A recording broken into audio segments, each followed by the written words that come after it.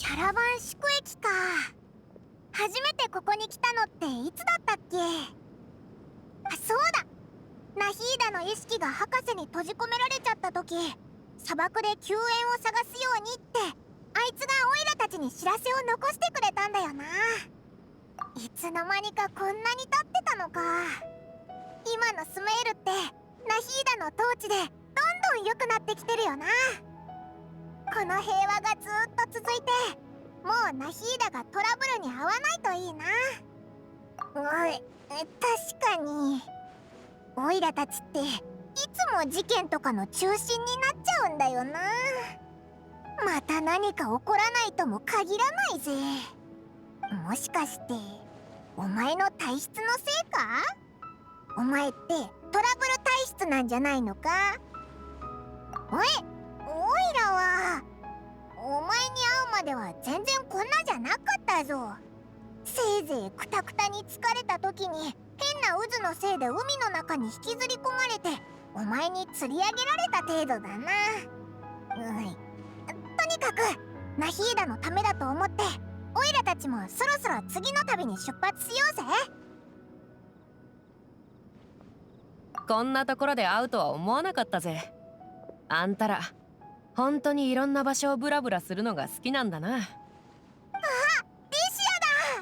アだ。っておいオイラたち別にブラブラするのが好きってわけじゃないぞ。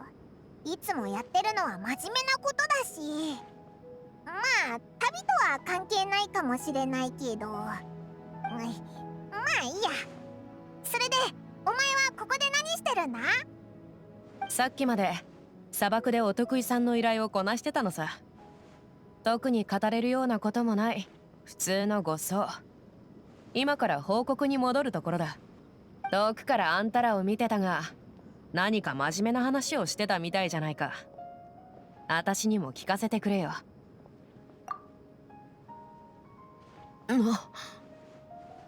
マジか。そいつは驚いたぜ。まあんたらはもともと旅人なわけだしな。ひとところに落ち着けないってのはわかる。でも今後は今日みたいに偶然顔を合わせることすら贅沢になっちまうのか。すごく寂しいぜ。そうだ、傭兵仲間たちと一緒にあんたらを送っていこうか。いや気持ちだけ受け取っておくぜ。ひひまさかリシアがこんなにオイラたちとの別れを惜しんでくれるなんてな。また機会があったら遊びに来るぜ。そうか。この砂漠を越えていくつかの水路を渡っていけばフォンテーヌだ。あんたらなら何の問題もなくつけるだろう。それでいつ出発するつもりなんだ？待てよ。まだスメールで食べてないものがあったような。前に書いたリストがあるからそれを見ながら。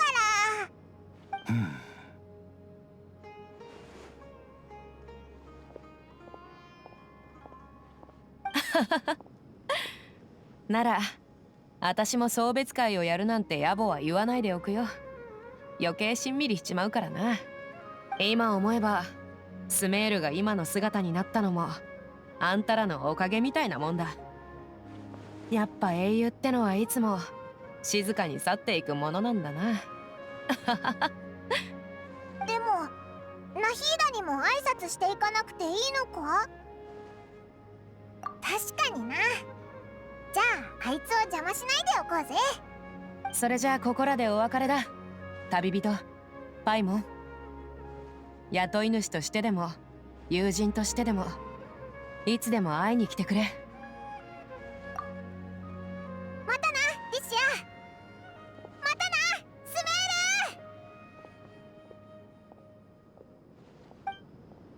ール。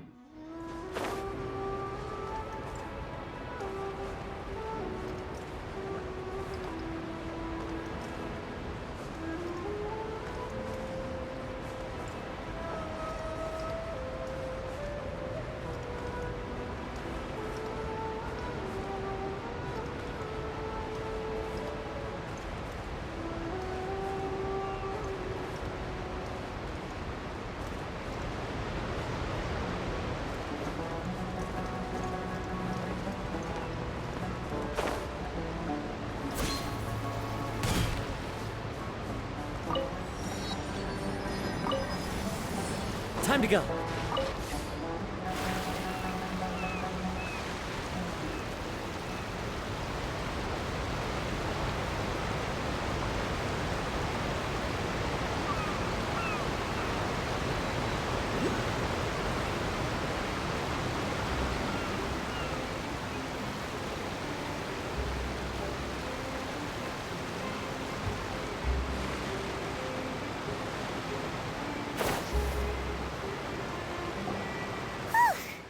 After crossing all that sand and water, we finally made it! Oh, this must be Fontaine's port. Wow, everything looks so advanced in Fontaine. Paimon's heard that the industry here is extremely developed, and there are all kinds of unusual machines. Just seeing the sights as a tourist is nice, but maybe it would be better if we found something to do. What do you think?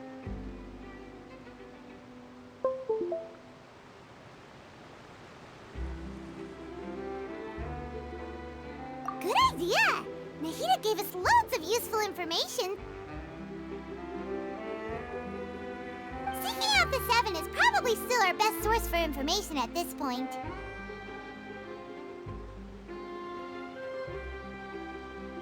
Yeah! The more we can learn, the better.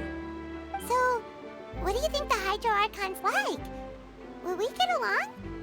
Nahida said that she has a very unique personality. Whatever that means.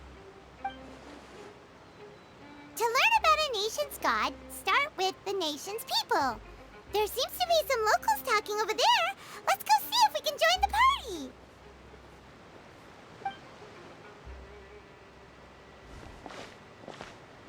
party. If you ask me, it's a tragedy how things ended for him. Clearly, he was a pretty decent person. Yeah, I didn't expect that kind of ending for him. I thought he would at least fight on a little longer for his family. I was expecting a sudden plot twist, but it's a pity that it never happened. Still, his story is quite the tearjerker.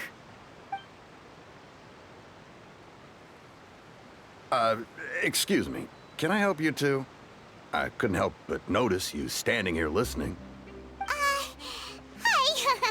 We're travelers new to Fontaine, and we had something we wanted to ask, but you seemed to be really busy talking about some kind of play, so we didn't want to interrupt. Play? Oh, no. We're talking about something that really happened. In fact, it's a case that was just heard a few days ago. Really?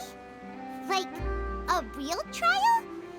But the way you were talking about it and the words you used just now made it sound like some kind of story. Well, good tales are often based on true stories, aren't they? And what you see in reality may also be someone deliberately putting on an act while harboring ulterior motives. Whether something is true or not simply isn't that important. The main thing is whether the story being acted out on the stage is splendid enough. Oh, but it looks like you're not from around here. You probably don't know that the Fontaine Court of Justice is called the Opera Epiclese, or more commonly known as just the Opera House.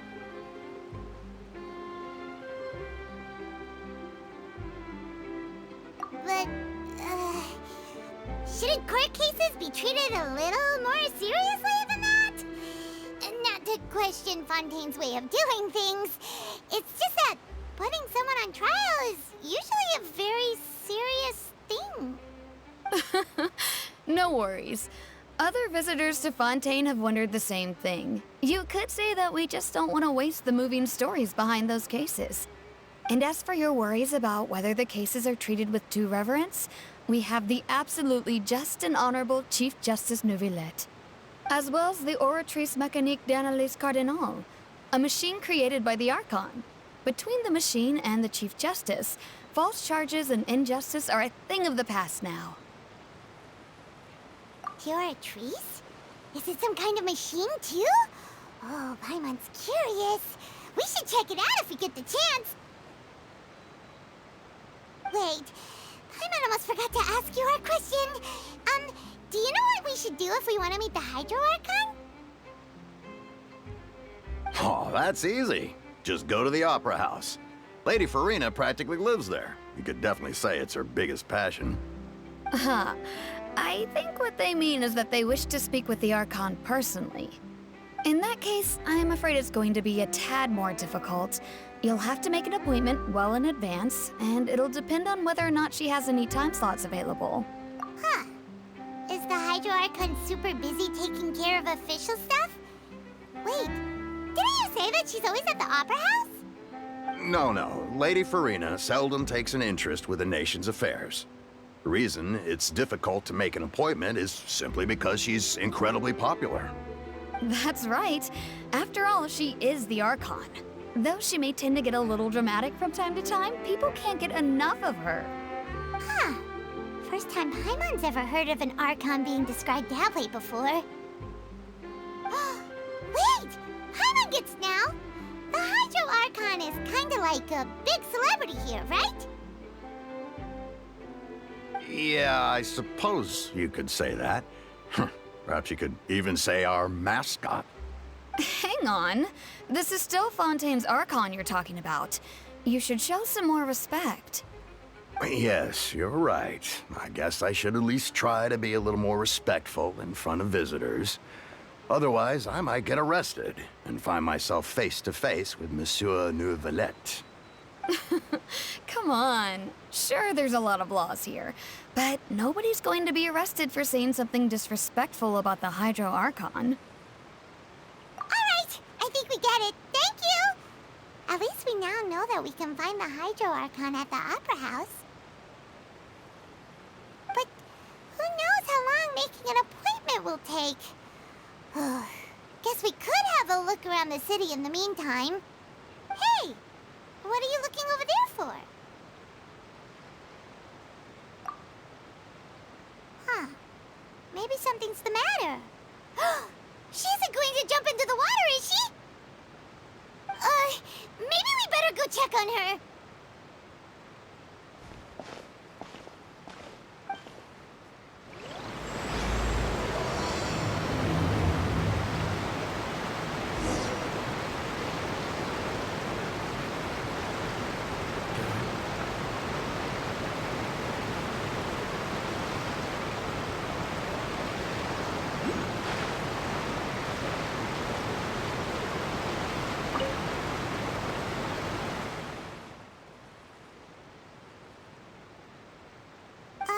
Hello there.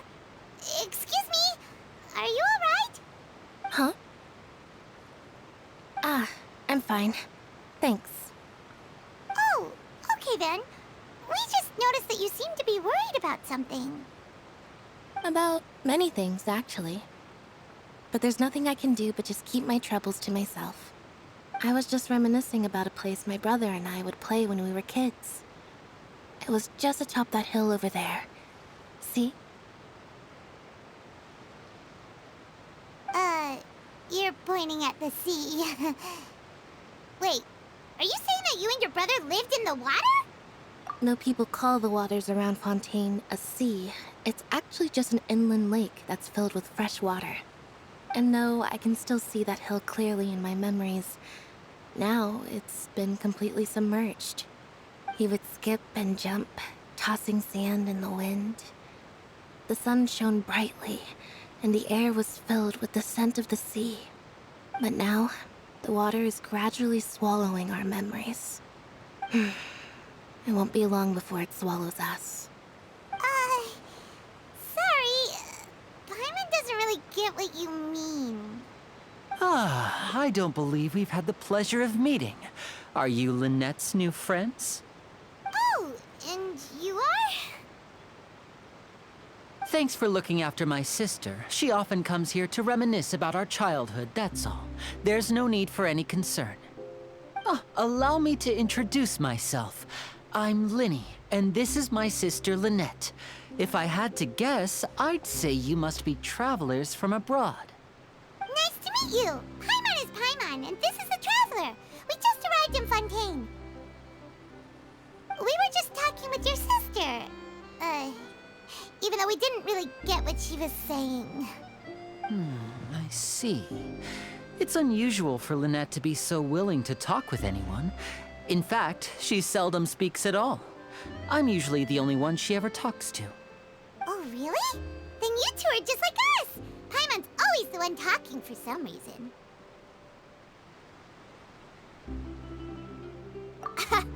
So that's how you think it is? I also think my brother can be too talkative at times. Seems you were right, Paimon. We are quite similar. So, what did Lynette mean just now when she said that the water is engulfing your memories? And that it won't be long before it engulfs you too? Oh, that. It's from a prophecy that's been circulating in Fontaine for some time now. Well, I suppose prophecy isn't exactly the right word, because that implies a certain amount of uncertainty. There's no doubt about what's happening in Fontaine now.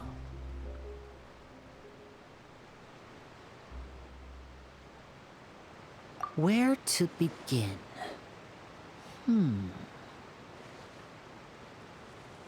Let's put that question on hold for a moment.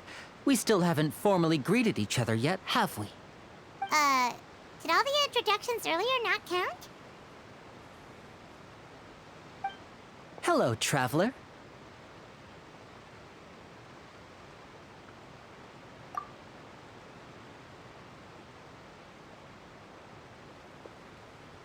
And hello, Paimon. Hey! Why didn't Paimon get a handshake? You're not poking fun at Paimon, are you? Please, don't take offense. Just consider it a sort of etiquette we have here in Fontaine when making new friends. You should remember it. It might prove useful. Oh, all right then. Well, Paimon's just happy to have a local friend now. By the way, we were just getting ready to go to the Opera House to meet the Hydro Archon. Would you be able to show us the way? So you're going to see Lady Farina? No problem at all. In fact, I was planning to go to the Opera House later myself. I'll gladly take you once I finish things here. Please, follow me.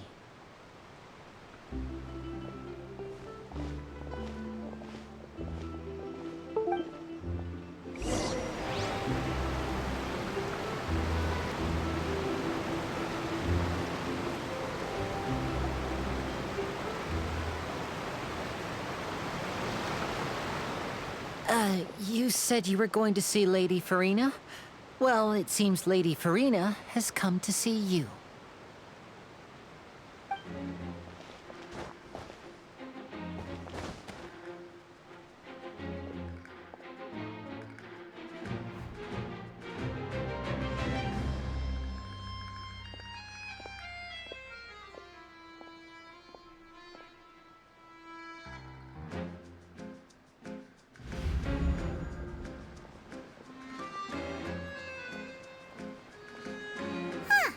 So, she's the Hydro Archon?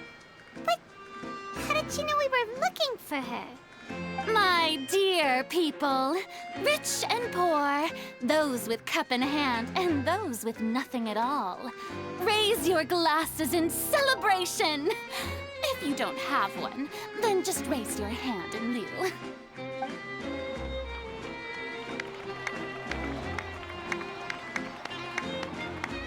As you can all see, two unfamiliar travelers have arrived in our nation. Come, let us make a toast in honor of this traveler and her companion who have journeyed here from distant lands.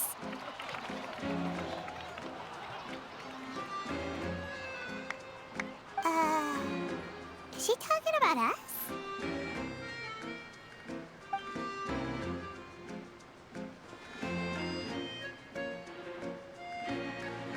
I've long heard of the turmoil and chaos you've left in your wake as you visited other nations. But I welcome you nevertheless. No, I have come to receive you personally.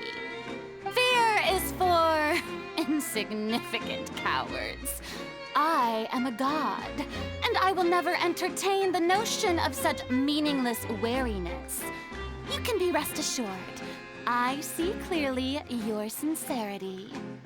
Of course, seeking an audience with me is the most sensible thing to do. It will allow you to truly behold my power and witness my authority.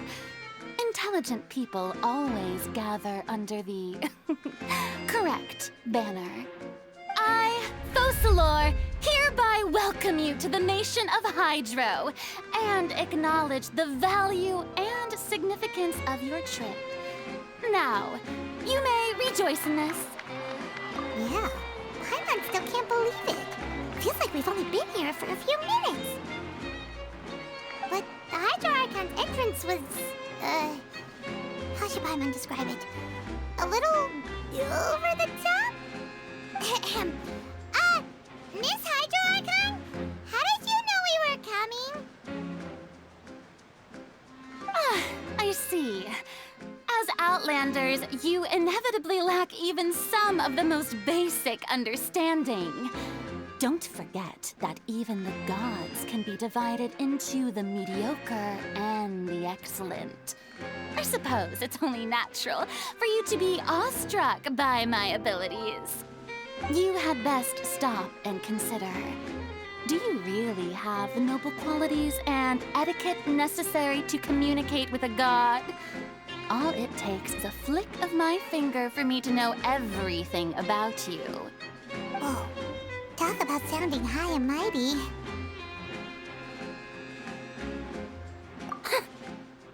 Oh? What's with these looks? Perhaps the welcoming ceremony still isn't enough? What else should I say then?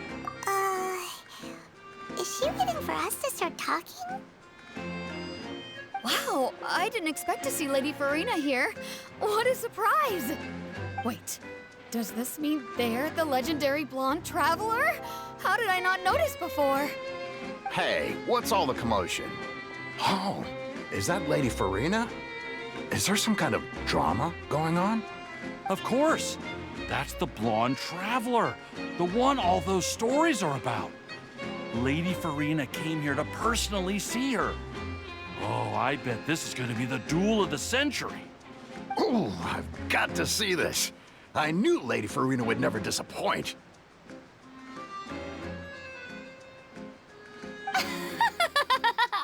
Yes, but don't get too excited now. My dear believers and spectators alike tend to get quite rowdy, and despite the noise, I've come to tolerate all their ruckus.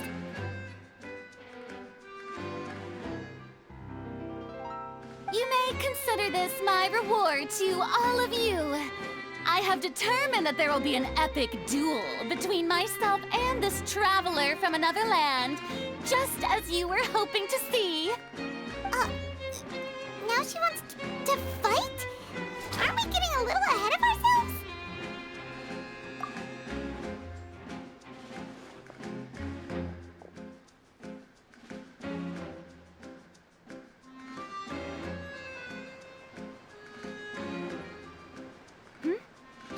Are you not afraid?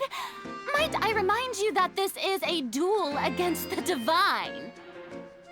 What are you trying to do, traveler? Provoking a god in front of her people? Stand down, Clorend. I admire her bravery. Few have the courage to draw their sword against a god. She is obviously a true warrior. Unfortunately, people nowadays only crave to be thrilled, and a mere duel will not slake their thirst for excitement. Huh. Yeah, she's right. Just a duel wouldn't be all that interesting. On Araneus, criminals are always requesting duels to defend their honor.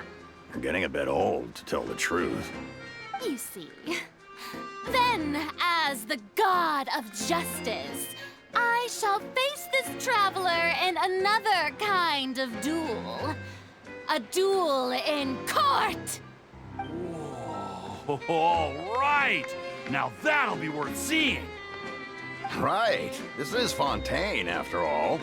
Such a grand opera house, it would be a pity not to use it. Why do you care so much about the crowd's reactions? Seems you've spent a little too much time in the opera house. Besides, how exactly do you plan to have a duel in court? You mean you're going to put us on trial? Oh, we have reason to put you on trial. It's obvious, isn't it? According to Fontaine law, no one is permitted to release any flying objects within Fontaine city limits during the first 3 days of each month. You are clearly guilty of violating this law, no? Oh, so that's what they've done wrong. That's our Lady Farina. No one knows the laws of Fontaine like she does. You call that obvious? What kind of law is that? Wait, flying object? You mean Paimon? Precisely! Now, if you two have no objections, then in the name of the Hydro Archon, I order your arrest. My apologies, Lady Farina. I don't mean to spoil the fun, but if you would allow me to interject, I don't think that Paimon here meets the definition of a flying object. You tell her, Linny! Finally someone who's not crazy. How could anyone call Paimon a flying object? Ah, great magician Linny, my beloved citizen. I'll permit you to object, but how exactly do you plan to prove your claim? As a magician who just rained on your parade, I naturally should shoulder the response. So, with such an audience gathered here, allow me to perform a trick for everyone.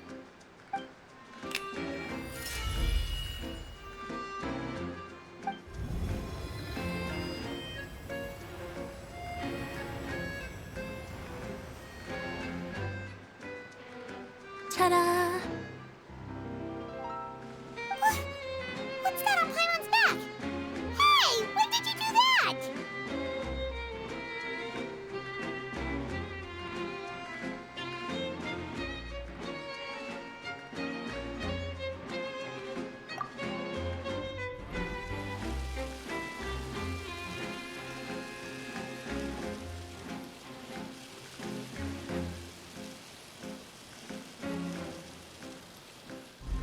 There. As you can all clearly see, Paimon should be classified as, well, something like a balloon. This rope has been in the Traveler's hand all along. It was just that no one could see it before. Huh? You call that magic? You've got to be joking. I thought it was pretty good. Nice one. Huh. I'm not sure what to think. It seems Lady Farina's charges no longer hold water.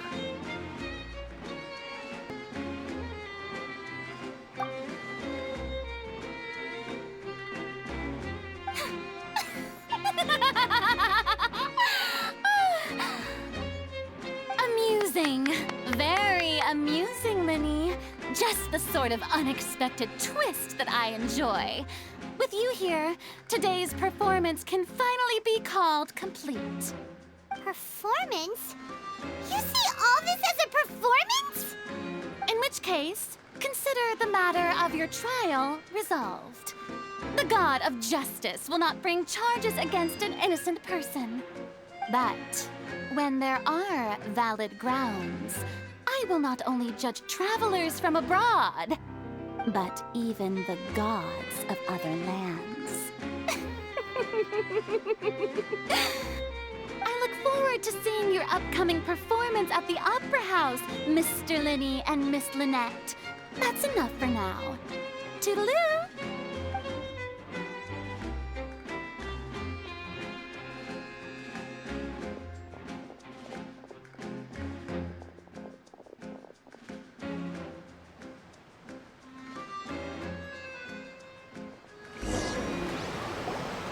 And just like that, she's gone. Well, that's the most unpredictable Archon Paimon's ever seen. He never even had a chance to ask her anything. But that's a problem for future Paimon. That whole scene just now was really... Don't mention it. I just happened to remember that there was such a law, so I did a little preparation, just in case. I didn't think it would actually come in handy. So, now do you see what kind of god Lady Farina is? She can be a bit confusing at times, but she is still amenable to reason.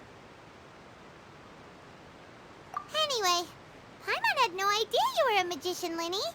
It sounded like you'll be performing at the Opera House, right? I just know a few simple tricks I use to make a living. Lynette is my assistant. It will actually be my first time performing on the most prestigious stage in Fontaine, the Opera House. But isn't the Opera House where criminal trials are held in Fontaine? When there are no public trials being held, the Opera House hosts a variety of other performances. To the people of Fontaine, the line between a trial and a performance can be a little blurred. And speaking of performances, I would be remiss to forego this opportunity gifted by fate. Might I invite the two of you to see my performance? My brother's always excited to make new friends. Oh, sure. We don't really have anything to do now, and we wanted to go to the Opera House anyway. Splendid.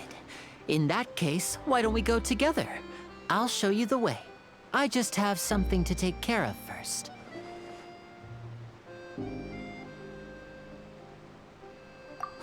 You really mean it? Then I'll take you up on your offer. This is a magical item known as a magic pocket. Perhaps you can help me distribute them to the people here. Huh? What are they going to use it for? About that... You asked me before about the prophecy, right? Let me start by telling you a little more about what it entails. I'm not sure exactly when it began, but a prophecy has been circulating around Fontaine. It says that every person in Fontaine is born with sin. No matter how the nation of justice holds trial after trial, this sin cannot be absolved. Until one day, the water levels in Fontaine will rise, and the sinful people will slowly be drowned. In the end, the people will all be dissolved into the waters, and only the Hydro Archon will remain, weeping on her throne. Only then will the sins of the people of Fontaine be washed away. That sounds pretty gloomy. Why are people in Fontaine born with sin? What is that supposed to mean? There are lots of guesses. Some say that the ancestors of Fontaine stole the power of the seas and stirred its wrath. Others say that the people of Fontaine never heeded the first Hydro Archon's warnings and offended Celestia. But here in Fontaine, evidence is what matters. There hasn't been concrete evidence for any of these claims, so they can only be regarded as conjecture. If even the people in Fontaine don't know what sin they committed, wouldn't it be better just to ignore the prophecy completely? Why bother feeling guilty all the time? That's exactly what the people did at first. But in the last few years, the water levels in Fontaine have actually started rising. Many places have already been completely submerged, and now lie beneath the sea. Many people carry on with their lives as before and shrug it off as a natural phenomenon. But my family and I think that the people of Fontaine shouldn't ignore the possibility, which would end up sentencing them to death. We hope that at least the people who reside near the waterfront can move away before it's too late. So, we've started distributing magic pockets to them. As a magical item, these magic pockets have astonishing capacity. I'm sure they will come in handy when people are moving their belongings. Oh, Paimon gets it! It's like preparing for a rainy day! But this is more than a bit of rain.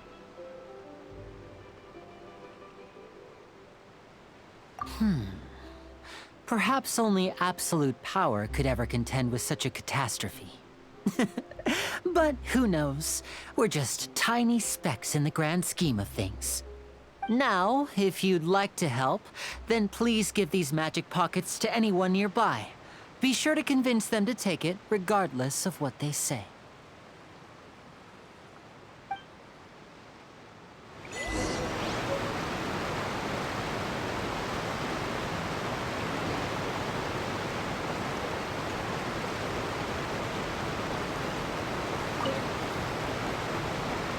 So you're the blonde traveler that everyone's been talking about. My apologies for not recognizing you earlier. Oh, a magic pocket? Seems you really thought of everything. I guess it's better to prepare for the worst and hope for the best. Thanks. Please, also thank the magician on my behalf when you get the chance.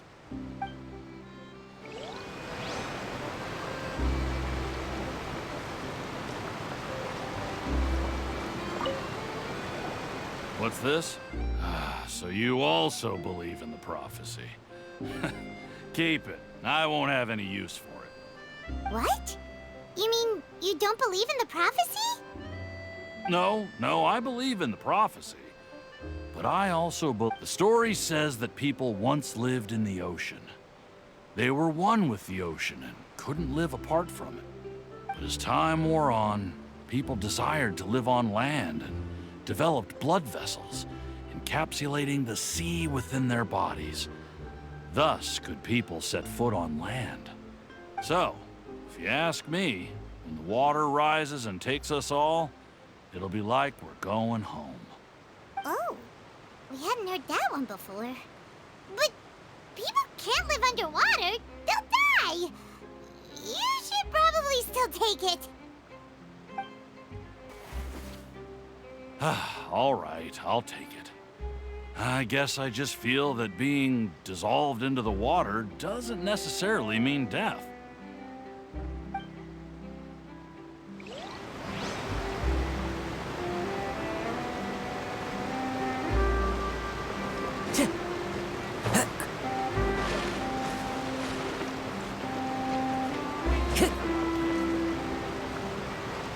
Into the wind. Huh? I don't want that thing. Way I see it, if the prophecy's true, it's still gonna be a long time before the water can cover everything. Life is all about living in the moment. What use is there in worrying about the future all the time? We'll cross that bridge when we get to it. You should still take it. You never know when it'll come in handy. Oh, all right, fine. Thanks.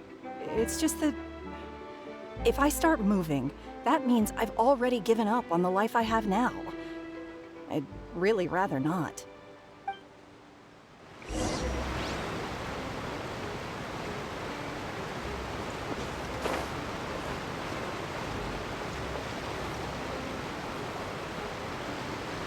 Oh? You already handed out all of the magic pockets? That was fast. So, what did people have to say? I bet you heard some... interesting opinions. Yes, but that will change once disaster strikes. I know they'll change their minds, so it's only right to help them prepare. Is there anything else you need to do before we leave? Yes, one last thing. I have the magic pockets made by a workshop in the court of Fontaine. Since we're out and about, I was thinking about bringing him some more materials. So, you want to collect materials? Just tell us what the materials look like and we'll help. Many hands make light work. Oh, that would be much appreciated. We'll need some Romaritime flowers. I remember seeing them near the waterfront on the east side of the harbor.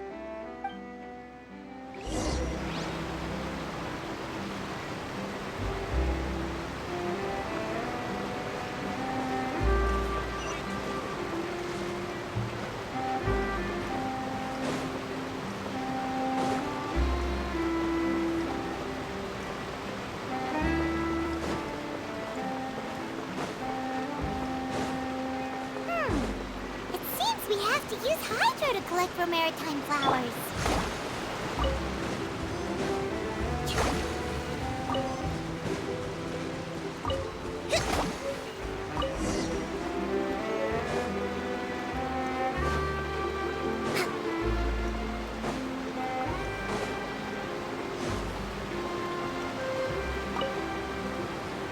You made quick work of that. I can tell you're an experienced traveler. I've also finished collecting a few here. Maybe next time you'll feel like helping too, Lynette. No way. I'm in power-saving mode today. Otherwise, I fear I may not have any energy left for the performance at the Opera House. Fine. Though the performance is still a long way off. Now that we're finished here, we should get ready to head back to the Court of Fontaine. So, we're going to the Court of Fontaine before we head to the Opera House? Good.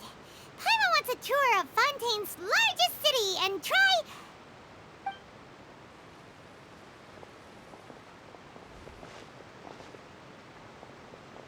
Wait, shh.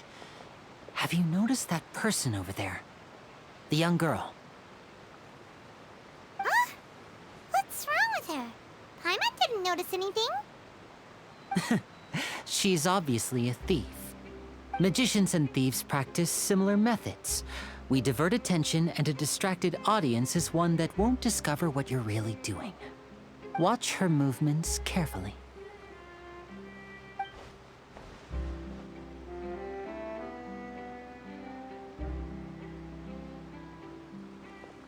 Oh, he's right! Shh, keep your voice down. We need to think of a way to catch her, but it seems she's very alert. Perhaps we should split up. You two can ride the lift over there and wait up top. I bet that'll be her escape route if she tries to run. All right, let's go.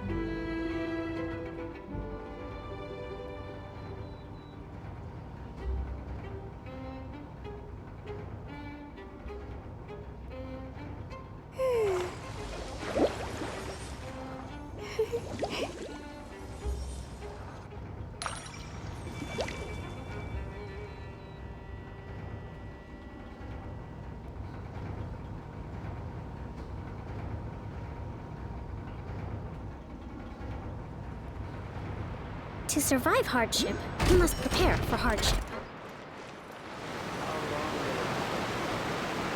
This is the spot where Linny wanted us to wait.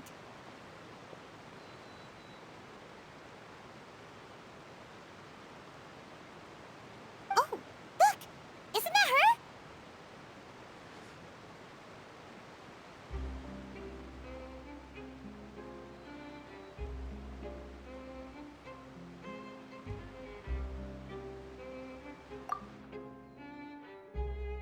Oh no! Did she notice us? She started running the other direction! What should we do? Should we chase her?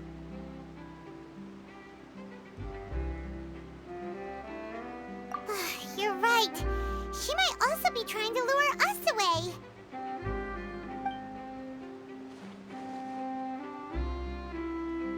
Nothing's happened for a while now. Paimon wonders if Linny caught the thief. Yeah, let's go.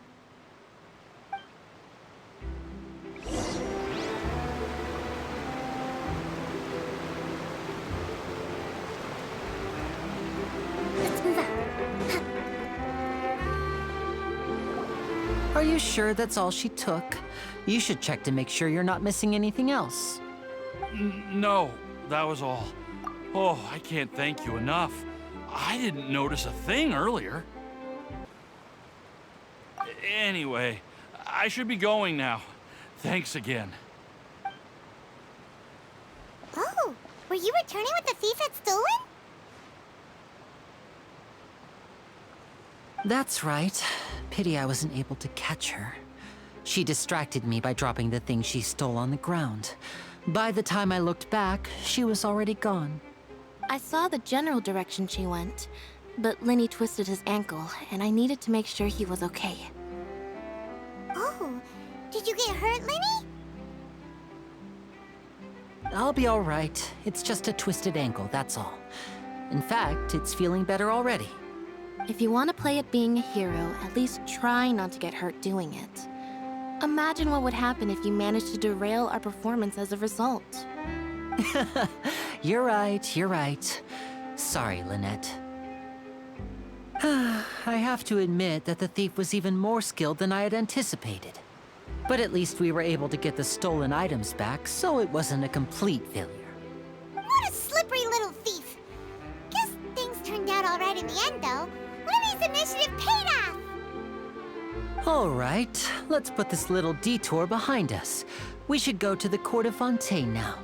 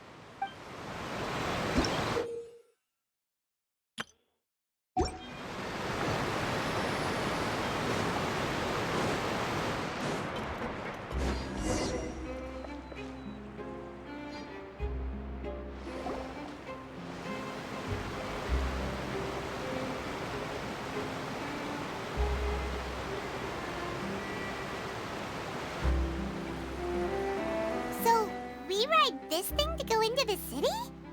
What an ingenious way to get around! People in Fontaine really know how to use water! This is an aquabus. It allows people to travel between several key locations around Fontaine. It's pretty convenient, but the ride can become a little dull after a while. The scenery is always the same. That's why it's better to travel with friends. So you mean it's still boring even when I'm riding with you?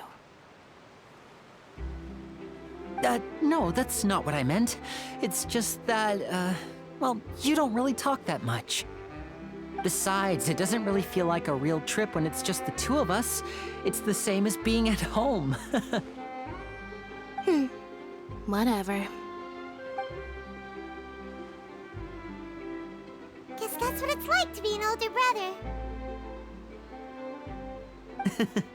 It's about time for us to leave. Let's get on board.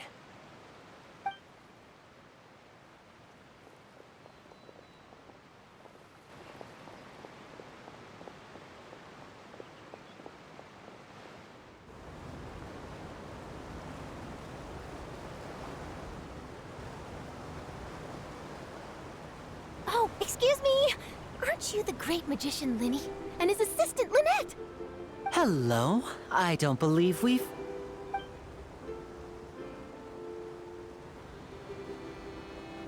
I'm Charlotte, a reporter for the Steambird. Nice to meet you. From the Steambird, huh? We've often relied on your paper to promote our performances. It's an honor to meet you. Wait, could that be the legendary traveler who's been making headline after headline in their journey across Tibet? Amazing! You recognize everybody almost immediately! I wouldn't be much of a reporter if I didn't know who's who, would I? Wow, today must be my day! Who knew I would end up on the same boat as so many VIPs? Could my vision finally be showing me some favor? So, Charlotte, what do you usually report on? Well, when there isn't any breaking news, I mainly cover the trials at the Opera House. You can still manage to keep readers' attention as long as you tell things from a clever enough angle, even if it's the same old topics. For example, reporting on how a scammer once deceived vulnerable girls into relationships, or how a financial criminal was once so poor that they ate a single piece of bread for 5 days.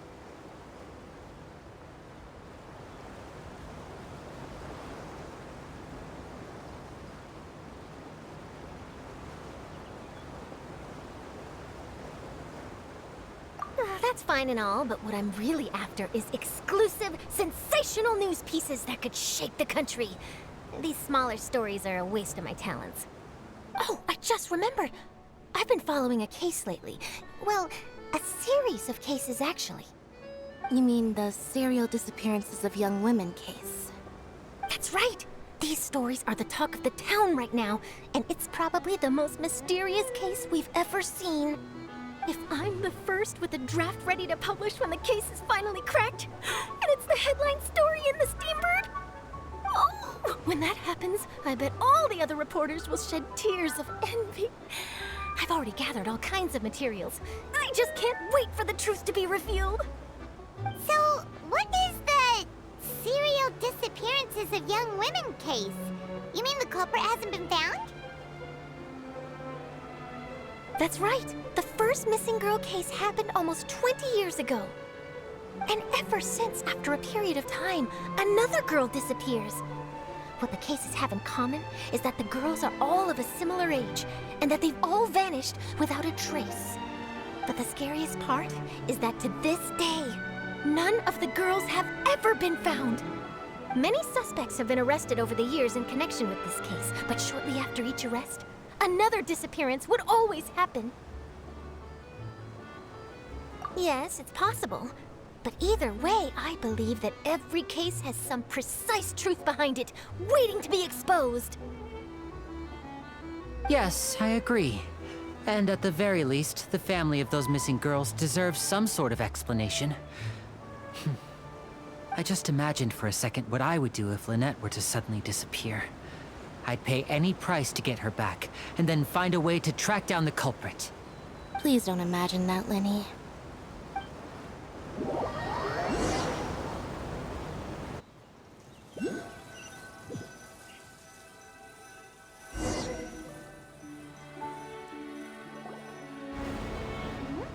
Hey, we're almost there! Look!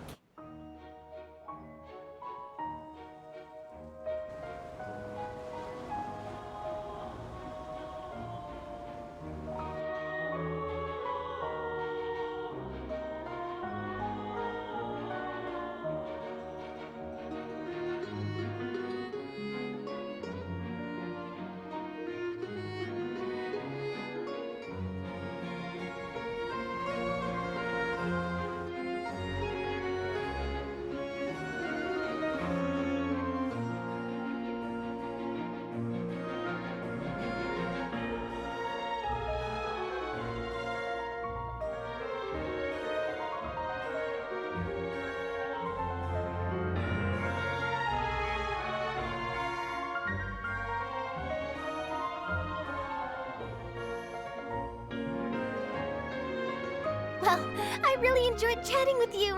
Life should be full of pleasant little surprises like this. Yeah, us as well.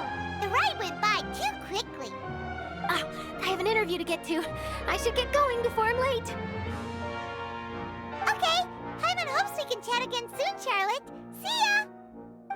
Bye now. Oh, be sure to stop by and see me at the Steambird when you have time. What a tough job. Always running around and interviewing everyone. Well, where should we go now? If you don't mind, how about we stop by my home first? Besides, I still have all the materials we collected. Sure, we wouldn't mind at all. This city is so huge, Paimon wouldn't know where to start anyway.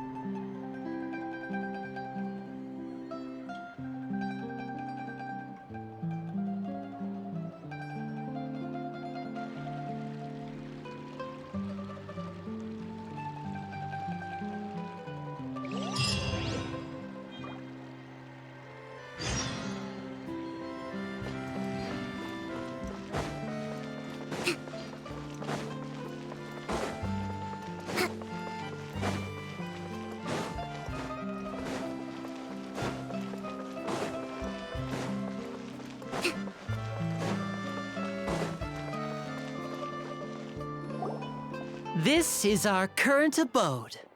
Ah, Fremine, you're home. Where did everyone else go?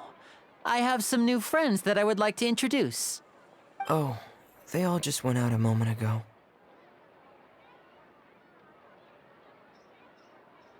I see. Everyone is getting busier now that Father will be returning soon. I suppose that can't be helped. Allow me to introduce you to my little brother, Fremine. He is a phenomenal diver. Hello. Nice to meet you. Paimon is Paimon, and this is the Traveler. Oh, you sound very proud to have a diver as a brother, Linny.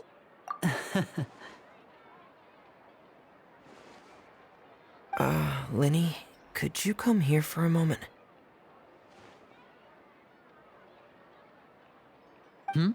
What is it, Fremine? Do you have something to tell me?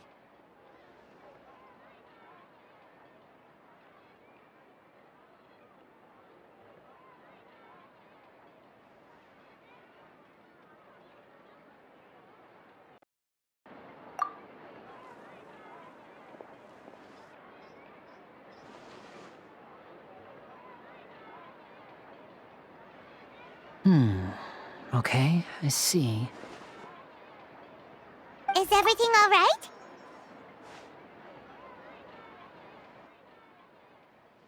Oh, it's nothing. We were just discussing a little housework. Sorry for the interruption. Oh, before I forget, the Traveler and I collected more materials to make magic pockets. Were you able to get any, Fremine? Yes, I went diving and gathered lots of materials. I was about to give them to you. That's our Fremine, always quick with the underwater work. All right, I'll take these to the workshop.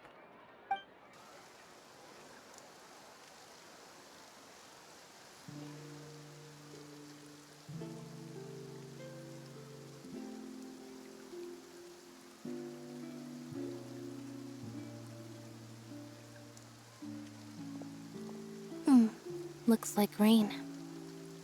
Oh, you're right. But wasn't it clear and sunny just a moment ago? Fontaine's weather sure is weird. I'm afraid that's just how it is here. It often rains on days where there are trials being held in the Opera House, but don't worry, it'll clear up soon enough. What's wrong, Fremine? There's a legend about the rain that I tend to believe. It's said that a dragon of water once resided in Fontaine. Though we don't know where the dragon went, every time it weeps, the skies will cloud up and pour out rain. When I was a child, my mother told me that if I wanted to go outside and play, I should yell toward the sky at the top of my lungs. Hydro Dragon! Hydro Dragon! Don't cry! If it's an elemental dragon, then having the power to make it rain wouldn't be very unusual. Let Paimon try something. Hydro Dragon, don't cry!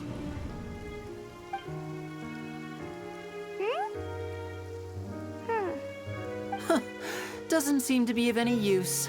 It is just a legend after all. You know, you might be a more popular magician if you understood the concept of romanticism. Or could at least play along. Sorry. It might be because we've never met the Hydro Dragon. Perhaps it can't be comforted by the words of strangers.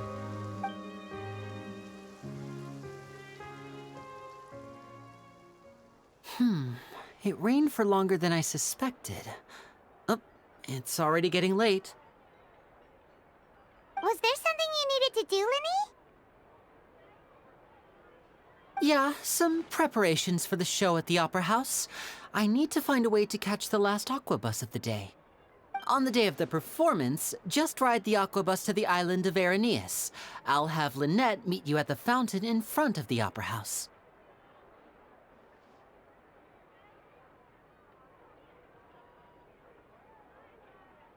Oh, are you leaving now? What is it, Fremine? I'm in a hurry.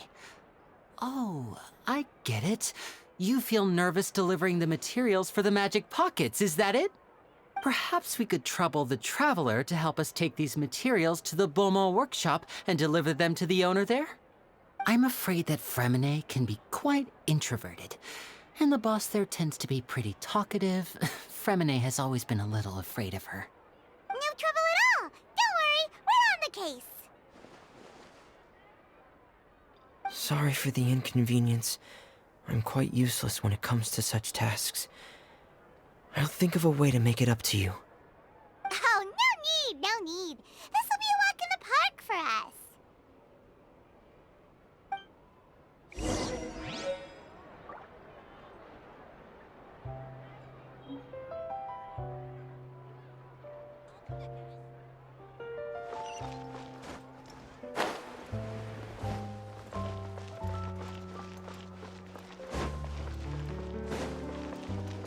Let's move out.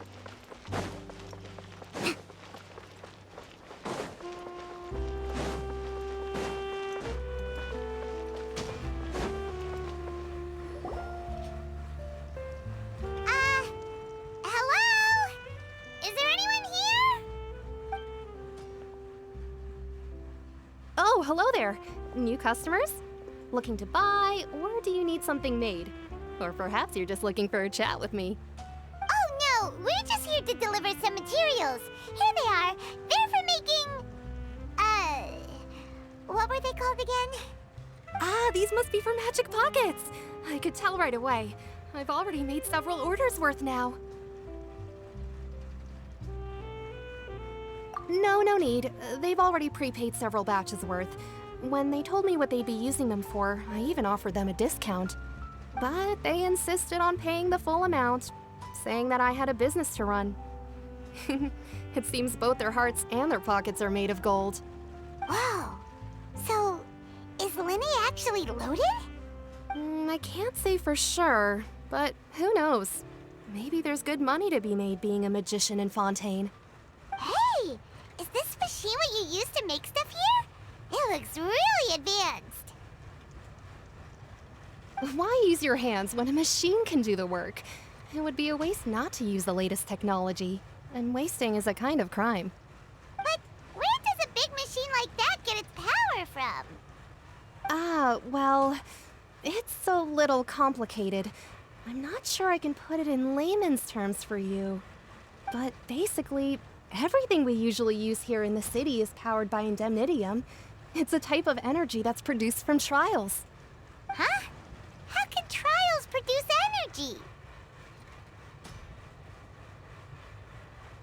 Well, I'm not completely sure of all the details myself, but basically, when a trial is in session, the Oratrice Mécanique d'Analyse Cardinale harvests people's belief in justice and converts it into energy to be used all around Fontaine. So that's what its other function is? Paimon heard that the Oratrice was created by the Archon to make judgments. But Paimon still doesn't get it. How could something unreliable like people's beliefs be turned into a stable power source for these machines? Oh, yeah! So that means the Hydro Archon relies on the machine to take the energy created by belief and turn it into power for all of Fontaine, right? Even though I've never heard anyone really put it that way before, it sounds like it makes sense. Besides indemnitium, we have another type of energy called pneumosia. It isn't produced by the power of the Archon, but it is unstable by nature. Even now, it still cannot be widely used by civilians. I thought I'd find you hard at work, but here you are chatting the day away. Since you're already talking, I'm sure you wouldn't mind a few words with me. You again? Didn't I already promise you that I'd have the more I owe to Confrérie of Cabriere by next month? Why are you hounding me now? Yeah, but how do we know that you won't go running off by the end of this month? I want 50% today. Wait, no, 70%. Huh? You... Seems business isn't so great for the workshop. We've already finished our job and delivered the materials. Maybe now's a good time to leave? Hey, hold on! Before you go around trying to collect payments, why don't you settle your own debts first? If Confrérie of Cabriere wants to poach clients from Northland Bank, that's fine. But I'm afraid you still owe the bank a hefty sum of mora. So why don't we work things out between us first, before you get back to your little conversation here? You're from Northland Bank. But we said we'll pay everything we owe next month. Why are you hounding me now? Traveler, Paimon! I didn't think I'd run into you here in Fontaine. What are the chances? We're surprised to see you too! What are you doing here in Fontaine? You didn't want to stay in Snezhnaya?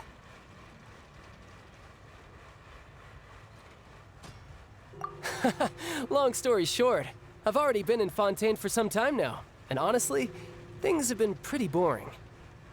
But it seems that fate brought our paths together today. Not only will I have some good friends here now, but ones who always seem to find trouble. Either way you look at it, it seems things are going to get a lot more interesting now.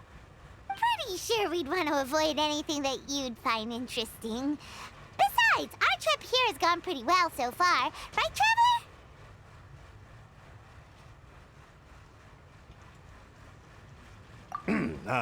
Hey, you, Northland Bank boy. Aren't you forgetting something? Don't interrupt. It's not often I run into the Traveler like this. Why don't you wait for me over there for a while? You kidding? Aren't you the one looking for us? You really expect us to sit and twiddle our thumbs while you catch up with your friends? Listen to me, boy. If you want your mora, fine. Why don't you come and take it? Hey, I just said not to interrupt. Oh, by the way, Traveler, the last time I took Tonya and Tusser ice fishing, Tusser said, "Hey! That's way over the line! All right, boys, let's see who has to pay up now!"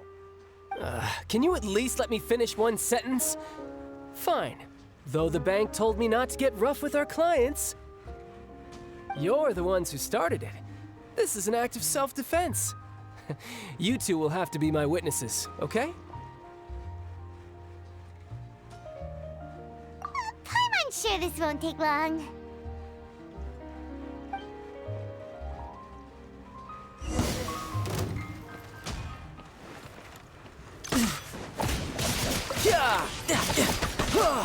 Brace yourself. This is gonna hurt.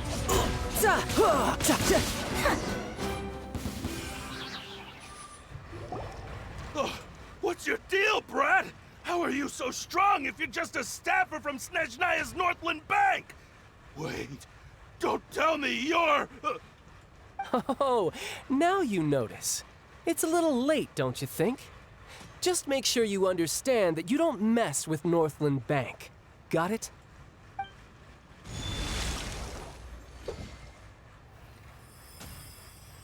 Huh? Now's my chance!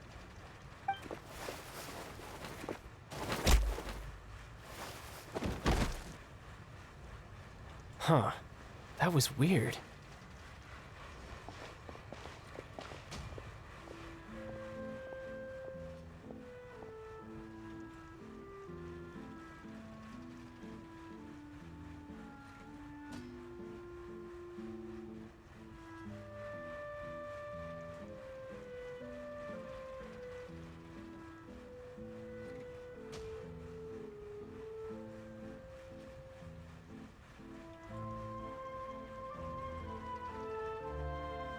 I'm not sure. It's as if I suddenly lost control of my hydro powers when I needed them. Maybe there's something wrong with my vision? Strange. How could that happen? First time Paimon's ever heard of someone losing control of their vision. Never mind. It doesn't matter. If I want to stay sharp, I shouldn't be relying too much on my vision anyway. Besides, I always have my delusion in case I need it. So what are you doing in Fontaine, child? And don't say it's work for Northland Bank. Well, I guess it's because I've been in a bad mood lately. Huh? What kind of reason is that? Wait, since when do you feel down about anything? I don't know. Maybe I still have a lot to learn about myself. But recently, there seems to be some sort of restless power stirring inside of me. And I don't know why, but every now and then I feel like I'm in a terrible mood. Maybe you losing control of your vision just now is connected with that power you're feeling inside. That is a possibility.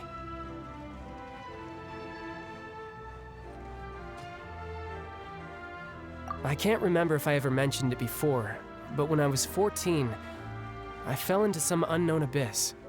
It was during that time I learned nearly all of my abilities. The one who took me under her wing and taught me was named Skirk.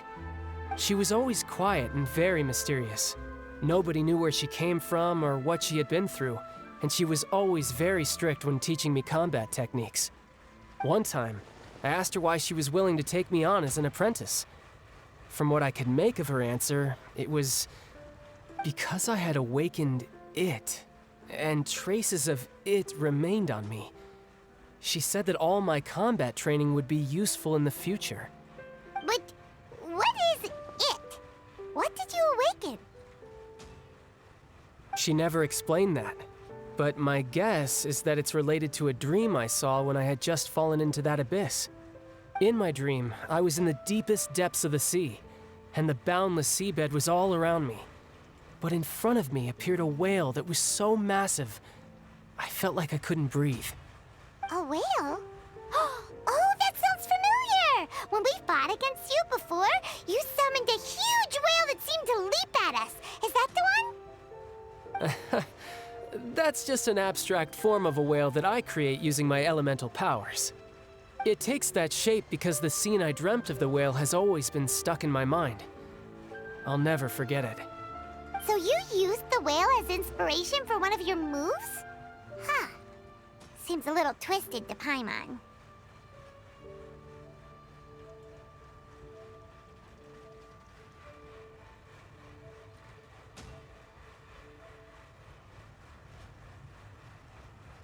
So why don't you just go ask your master? Maybe she knows the answer. You make it sound so easy. Ever since the incident I experienced there, I've never stopped searching for Master Skirk and that unknown abyss. But it's been years now, and I've still found nothing. There isn't even a trace of the place where I remember falling into the abyss. Oh, it sounds like some kind of ghost story. Yeah, I'm out of leads at this point, but there's nothing more I can do. It seems that strange encounters in this world tend to be elusive like that. Oh, seems the time really flies when I'm talking with you.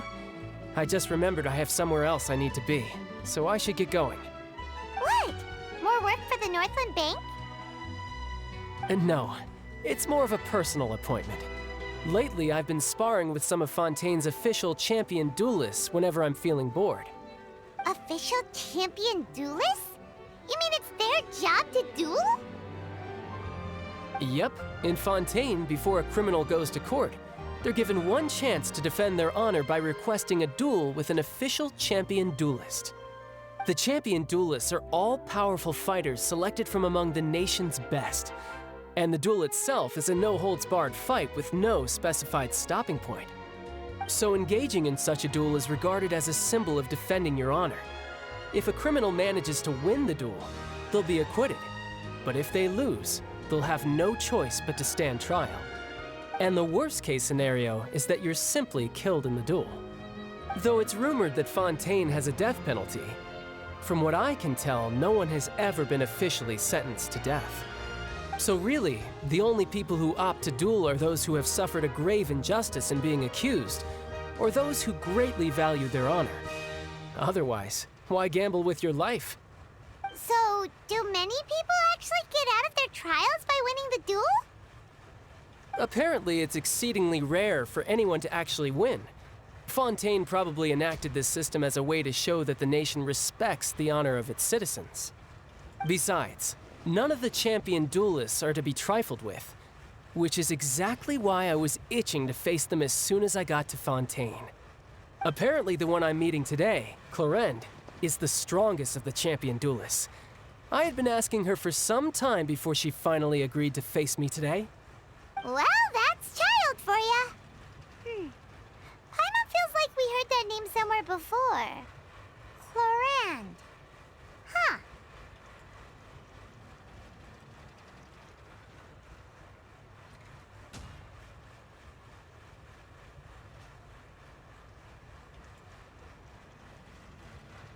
Oh, before I forget, I want you to have this.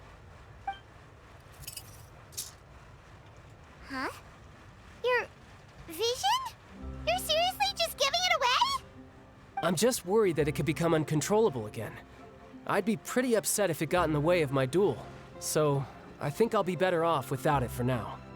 Besides, I just need you to hold on to it for a short while. I'll come retrieve it when I have some time later. Paimon knows what you're up to. You just want an excuse to come talk to us again, don't you? Whatever gave you that idea? I'll be in touch later.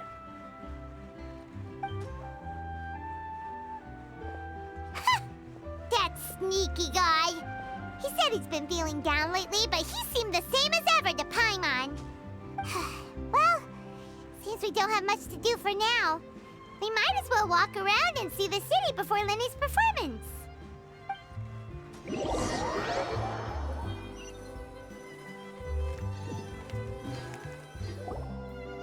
Wow! Who could have seen that coming?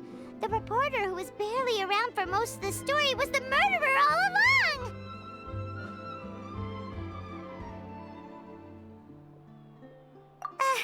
Sorry.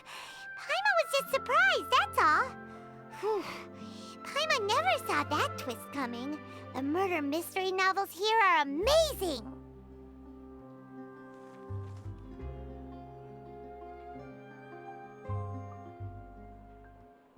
The whodunits here in Fontaine are a lot different than the light novels you see from Yai Publishing House.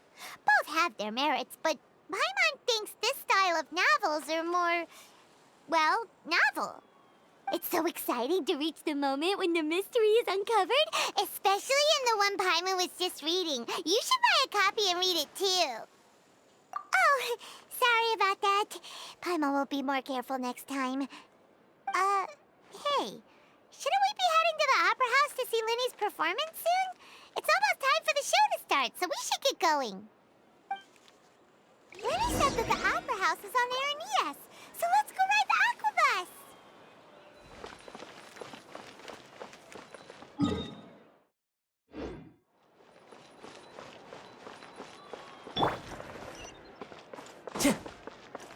Time to go.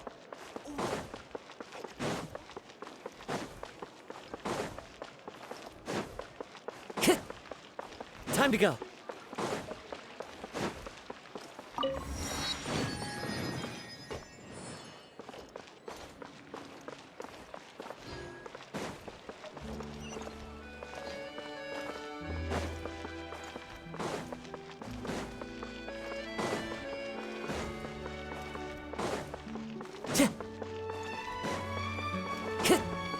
Time to go.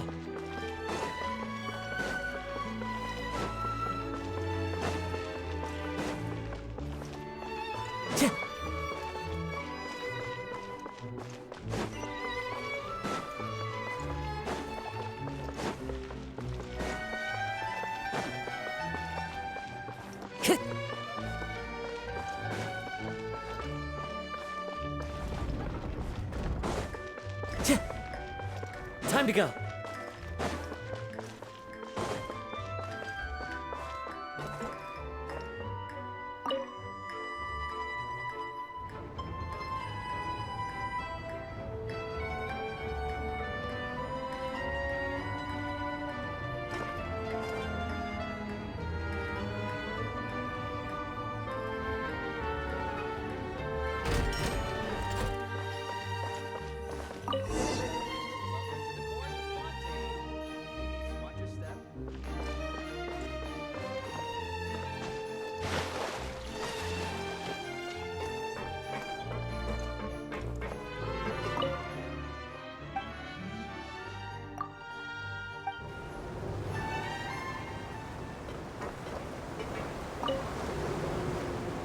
Welcome to the Navia line. I am Elfan. The boat will be departing imminently. Please do not stick your head, hands, or other body parts outside the boat. The Aquabus operator is not responsible for any accidents or injuries resulting from doing so. Also, please remember to buy the Steambird, though I don't read it myself. The destination of the current tour is Erinias. Points of interest worth visiting include the Fountain of Lucine and the Opera Epiclese. If you look to the left in the direction we are currently traveling, you will see the famous Fontaine Research Institute up in the sky. An experiment gone wrong turned new sightseeing opportunity. Human ingenuity truly is a wondrous thing.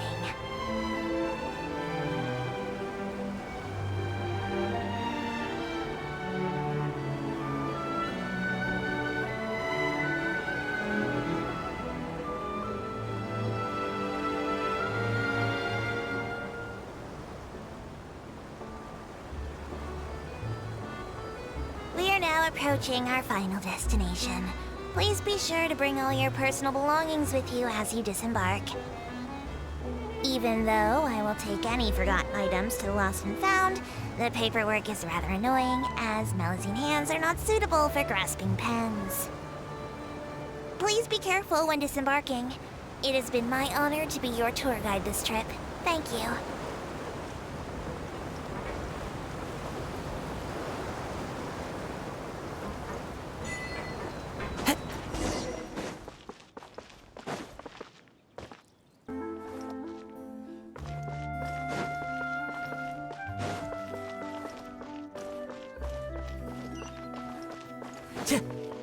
Time to go.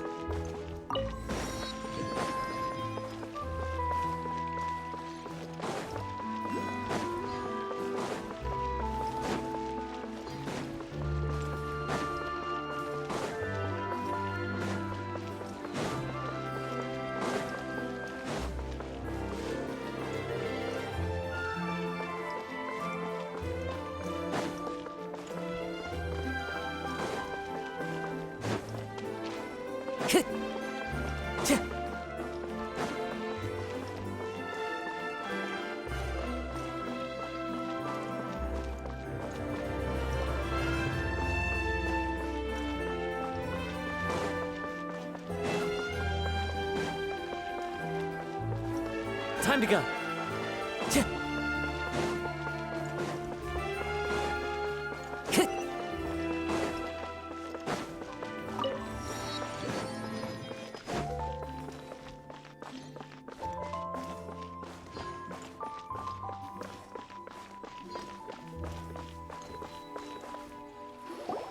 Whoa!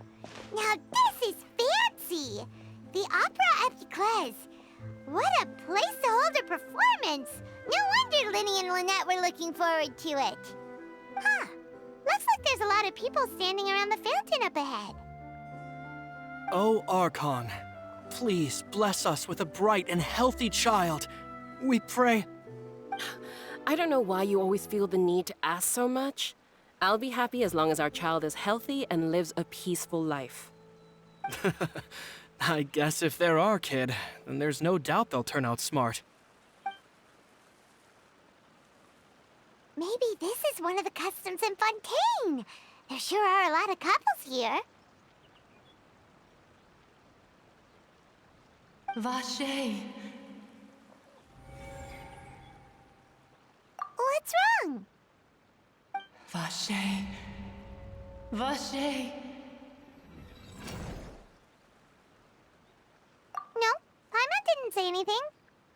Are you hearing things? Welcome to the Fountain of Lucine. All the water flowing through Fontaine converges here. It's customary for newlyweds to come here and wish for children. Ah! Lynette! You scared Paimon! When did you get here? Lenny asked me to wait here for you, remember? Right. What do you mean? There are a lot of people here right now. Hey, you're not trying to scare Paimon, are you? Besides, it's the middle of the day. It's not the I see. I might be able to tell you something that could help explain the voice you heard. In fact, you might not be imagining things at all.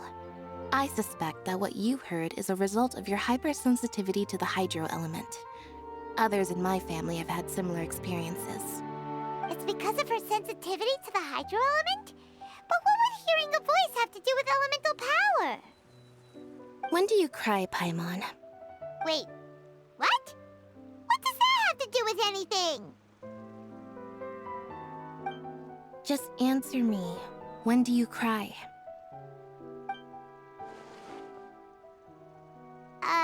When Paimon's really sad? Oh, and when Paimon's super happy. Oh, and also when Paimon's really, really scared. Then you should understand that tears contain your most intense emotions. Like I just mentioned, the Fountain of Lucine is where all the flowing water in Fontaine converges. Even the tears that fall to the ground will eventually gather here. So maybe what you heard was the intense emotion coming from someone's tears. So, what did the voice say? Huh. If you were hearing their emotions, then Paimon wonders what happened to them. Rather than worrying about them, we should worry about my brother first. Don't let that calm look of his fool you. He tends to get pretty nervous just before a performance. So chatting with Linny might help him relax a little before he goes on stage. Oh, right. That makes sense. Let's go in and see Linny.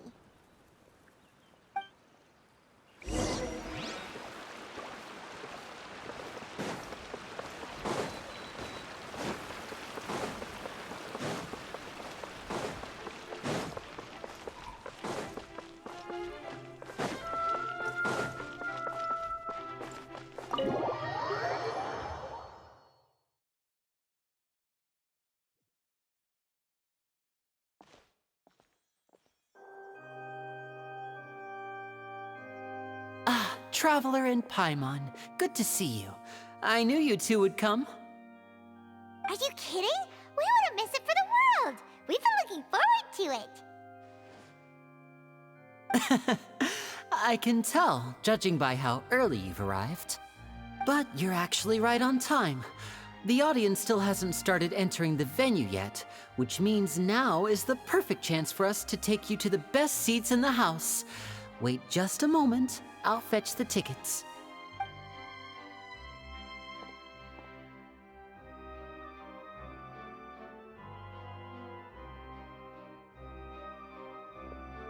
The Opera House has assigned seating, so you always have to make reservations. I've already reserved your seats, and here are your tickets. Ooh, front row seats! Thanks, Linny! Don't mention it. There's no need to keep thanking me. Hey, Linny! Could you come over here and take a look at this? Oh, I'll be right there. Seems there's an issue with the stage props over there. That's Cal, my assistant, calling me. I'll go lend him a hand. Yeah, we'll just go to our seats. You go ahead, Linny.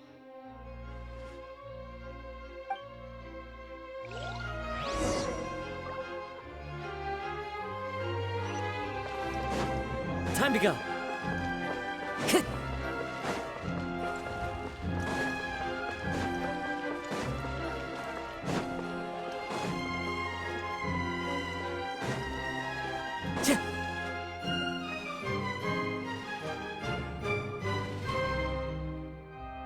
Oh, these should be our seats. Come on, let's sit down.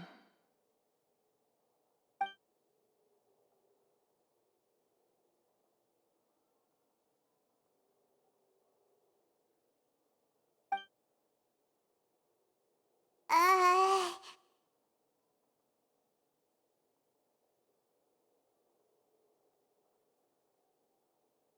Uh...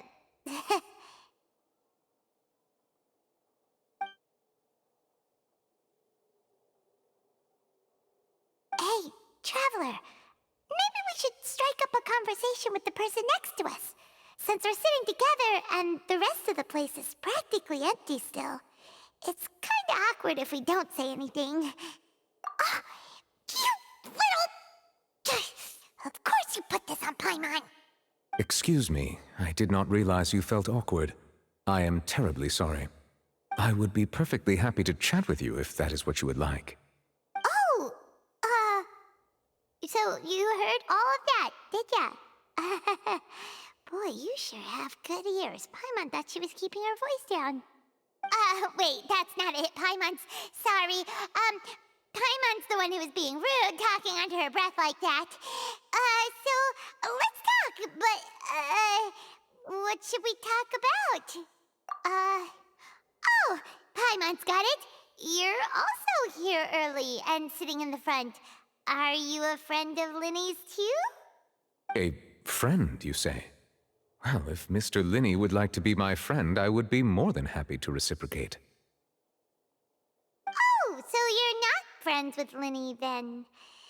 Oh, this is getting more awkward by the second. Paimon nearly forgot to make her introduction. Nice to meet you. Paimon is Paimon, and this is the Traveler. We just arrived in Fontaine. It is an honor to meet you two. I have heard of your deeds across Tevat. And as required by proper etiquette, I will also introduce myself. I am... Oh, Monsieur Nervillet. What an honor it is to have you here to see my show. Ah, Mr. Linney. I should say it is in fact an honor for me to see your performance in person. Wait, Nervillet? Could he be... I saw you all chatting just now, but it seems you still don't know who Monsieur Nervillet is. Allow me to introduce you to Fontaine's Chief Justice. That seat is always reserved for him. It wouldn't be too much to say that he's the symbol of justice and honesty here in Fontaine. Ooh, sorry for being so rude just now. Paimon had no idea you were such an important person. No offense taken. Being Chief Justice is merely what I do for work. Nearly every person has their usual reserved seat, so I'm not so special, really. And by the way, I should probably let you know, even though I would prefer not to. There's someone sitting up there in the VIP seats that has been striking a pose for quite a while now. I believe she is trying to give you a most elegant and impressive first impression. So I think you should take notice of her sooner rather than later, otherwise she may become flustered.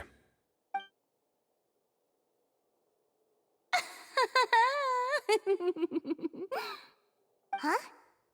Oh, it's Farina, the Hydro Archon. Huh. She sure has a smug and satisfied look on her face. Guess she has no idea that you saw right through her act. Very good. That is for the best. No need to pay her any more attention. We may now enjoy the show. Huh? So is this what things are like between the Chief Justice and the Hydro Archon? All right, please wait just a moment longer. I've pretty much finished my preparations, and the performance will start as soon as the audience has made their way to their seats. Yay! The show's finally about to start! Paimon can hardly wait! Paimon's never seen a real live magic show before!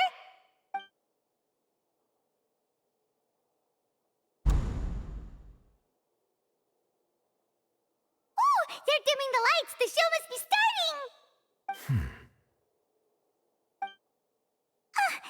Sorry. Paimon will try to stay quiet. Welcome, one and all, to the Opera Epiclese. I am the star of today's show, Linny.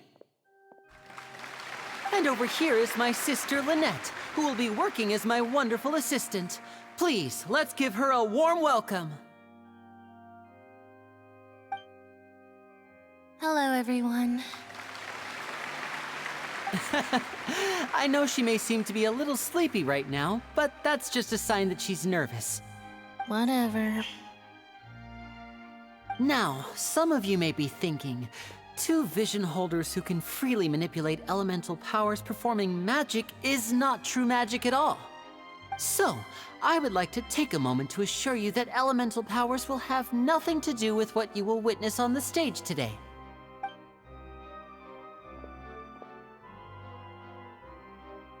Both Lynette and myself have removed our visions for the show. That way, even the gods won't be able to help us. Oh, good point. That's what makes the show real magic. Now, without further ado, let the show begin. Lynette will now exit the stage to make some preparations. I know you might miss her, but don't worry. She'll be coming right back on stage momentarily. Perhaps in an unexpected way. I'm sure she'll be stealing the spotlight soon enough. Oh, and before I forget, there's one more thing I should say. You never know what can happen in the blink of an eye. A magician's greatest skill is making things disappear or appear. The possibilities are endless.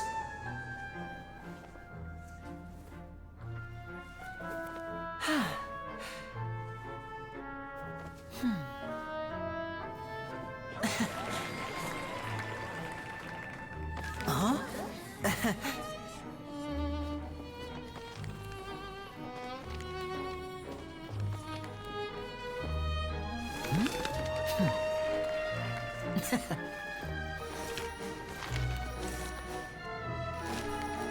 But this isn't what you came for.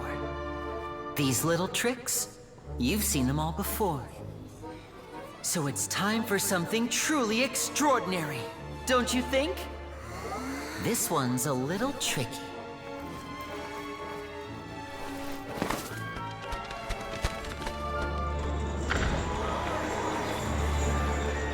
Using this water tank, I shall make my sister vanish completely, right before your very eyes.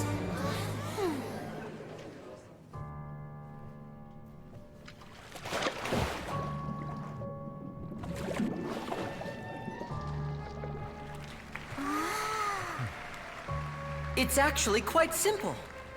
She'll just turn into air bubbles and float right out of the top.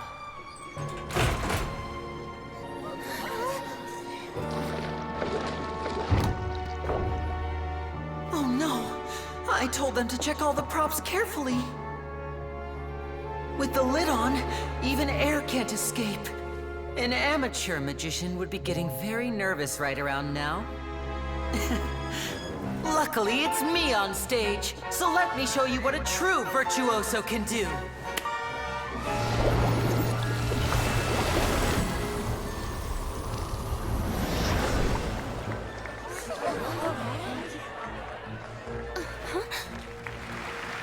Lynette, are you still there? Don't go too far. We don't want to use up all our magic. Hi, I'm back. Uh-huh.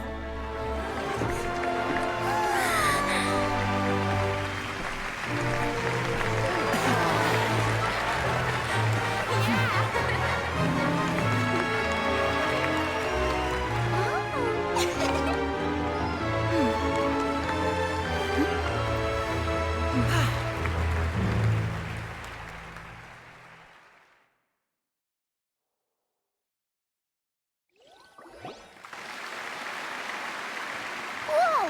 What in the world just happened? How did he do that? Hyman didn't seem to do anything. Wasn't Lynette inside the water tank? How did she disappear and then reappear out of nowhere?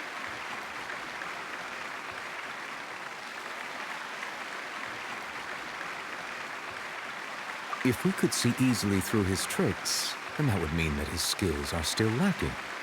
To appreciate magic, you should focus on the show happening on stage, rather than getting caught up in trying to see that which has been intentionally hidden. Guess you're right. Hyman couldn't believe her eyes when Lynette reappeared. Amazing! Thank you everyone. I'm glad you enjoyed that performance. But our magical journey has only just begun. I've prepared even more astonishing surprises for everyone here. The magic of transformation and disappearance can go far beyond what you've just seen. I'm sure many of you are thinking that escaping the water tank was impressive enough, but Lynette is still my assistant after all. In which case, I have ample time to make all necessary preparations. So, for my next trick, I will require the participation of one lucky audience member. Please, if my assistants could bring out the magical boxes now. There are 2 boxes, and only 2 boxes. One is here, and one is there in the aisle among the audience. I'm sure many of our clever audience members have already guessed our next magic trick. A swap! Our lucky audience member and I will each enter a magic box. After 1 minute, we will each emerge from the opposite box. Now please, everyone pay very close attention to the box you see here. Don't give me any chance to make a move. Wow! How's he gonna do this? Hey, do you think this is all magic tricks, or does Lenny have actual superpowers? The lucky audience member will be generated by this random number selector. It selects numbers entirely at random. Even I don't know who will be chosen to participate. Now then, let's begin. Let me see. Oh, row 7, seat 3. Congratulations! You now have the chance to experience magic firsthand for an entire minute. Please, come forward. My assistant will take you beside the magic box. I'm sorry, it might be a little cramped inside, but no need to feel nervous. We've carefully arranged everything for you to be as comfortable as possible. You don't need to do anything, but no matter what strange things may happen, don't come out of the box. If the magic is interrupted, who knows where you might end up? You might even find yourself in the Fortress of Meropide. Oh, okay. All right. Before I enter the magic box, there is one more thing I need to ask the audience to do. Could you all give me a countdown? Like this. 60, 59, 58. Just keep counting down. You can go a little faster or slower if you like. I won't be able to see anything in the pitch black box, so I'll be relying on your voices to know when time is up. Oh, and no tricks now. If you quickly count from 60 in just 30 seconds, then I'll be in a tough spot. Ooh! Paimon kinda wants to count faster after hearing him say that! No, that won't do. I can see it in your eyes. You still can't be trusted. Let's practice together. Come on, repeat after me. 60, 59, 58. 60, 59, 58! That's right, perfect. Keep it going.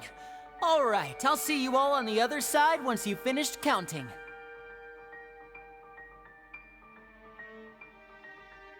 54, 53, 52? Huh? Why aren't you counting, Nervalet? I am counting in my head. I think things are exciting enough in here as it is. Merely a consequence of my identity and personality. Do not worry about me. Just enjoy the show. Oh, alright. You look so serious that Paimon thought you might be feeling uncomfortable or something. 40, 39, 38! Mr. Linney, are you all right in there? Is everything ready? Yes, I'm fine. I'm just double-checking the direction of the magic. It would be a disaster if we get sent to the wrong places. For example, mid-air right above the audience. Even though he's saying that, Lenny doesn't seem nervous at all.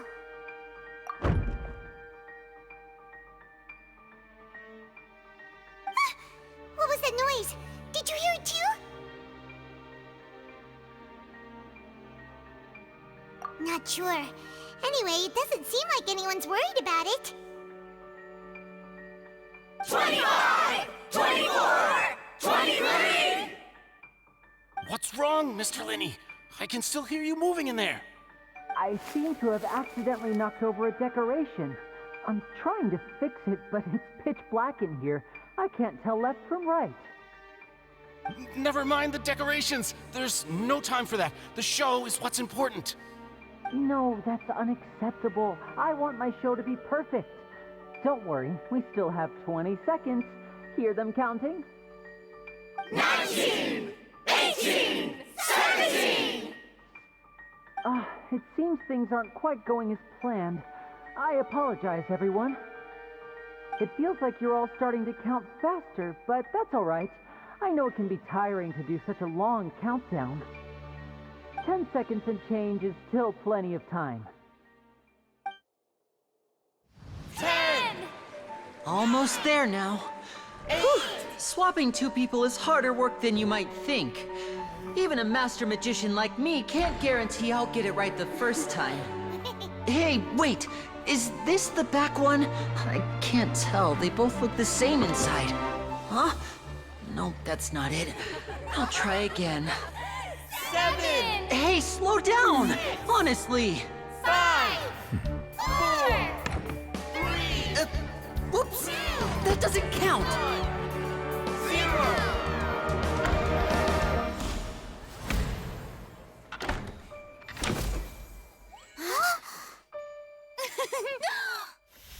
Ta-da!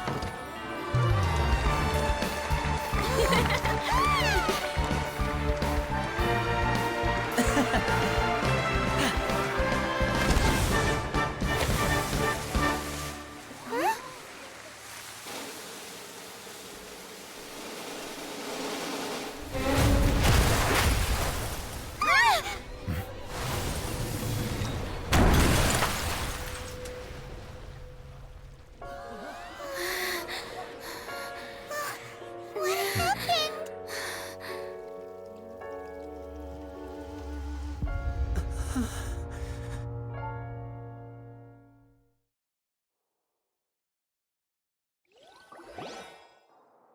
Huh?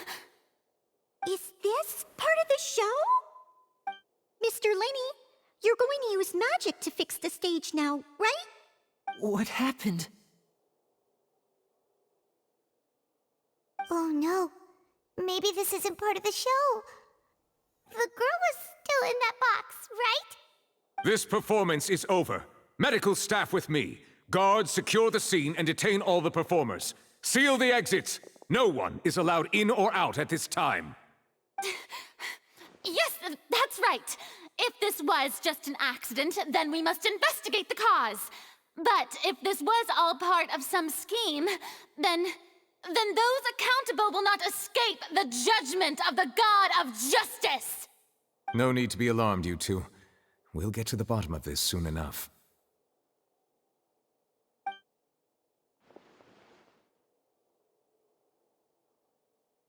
Unfortunately, the person who is in the magic box has been pronounced dead. His name was Cowell, one of the assistants in Linny's magic troupe.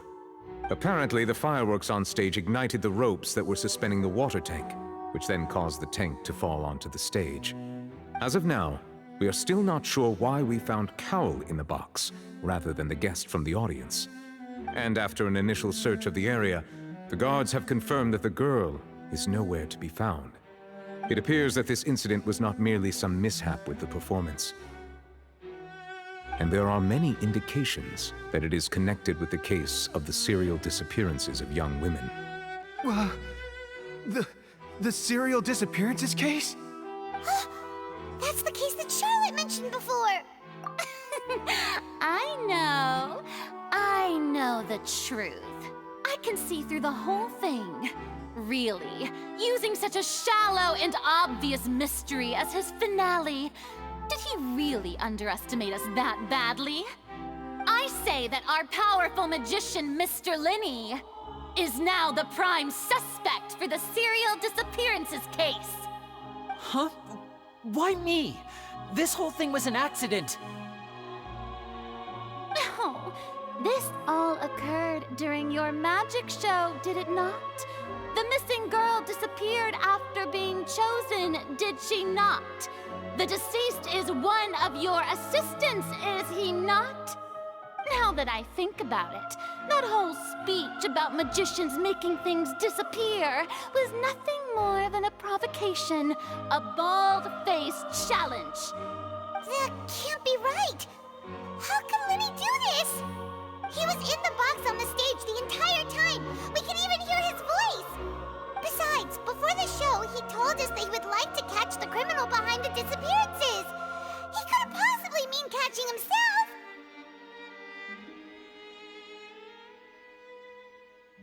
Save discussion for a later time, please. Lady Farina, may I assume that your comments just now constitute an accusation against Mr. Linney and his associates, and that you are pressing charges? I just think that well, I think it might be a little early to talk about formally pressing charges. But what Lady Farina said just now makes perfect sense. Looks like she's gonna personally deliver justice. A kidnapping and murder carried out under the cover of a magic show. Lady Farina said it all. I mean, of course, my dear people. But what excites me even more than the obvious truth before our eyes is the opponent I'll be facing. That's right. I mean you, Traveler. You'll support Linney, won't you? After all, he was the one who helped you the first time we met.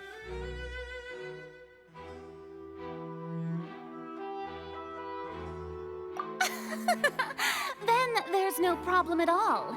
You know, the Traveler and I already had a duel the first time we met. But with Linney's help, our little duel ended in a draw. But draws really are the most boring possible outcome. So, no more draws. Between the two of us, there must be a clear winner and loser. And what better place to hold such a riveting showdown and decide the true victor than here, on the grandest of stages, the Opera Epiclese? It wasn't a draw. She obviously lost last time. I understand. Charges have now been pressed, and as such, a trial is in order. Well, Traveler, seems Lady Farina has set you in her sights. But putting her dramatic rhetoric aside for a moment, I would like to ask you, are you willing to act as Mr. Linney's attorney and defend him in this case? Very well. The trial will be held a day from now in the Opera House. Both sides may investigate the scene to build their cases and search for the truth.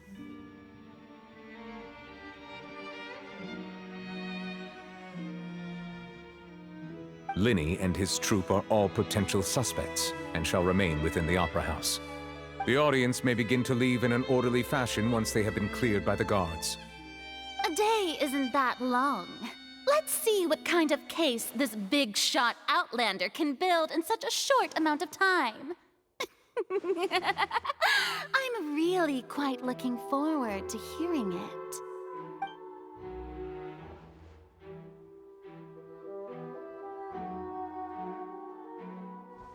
Linney!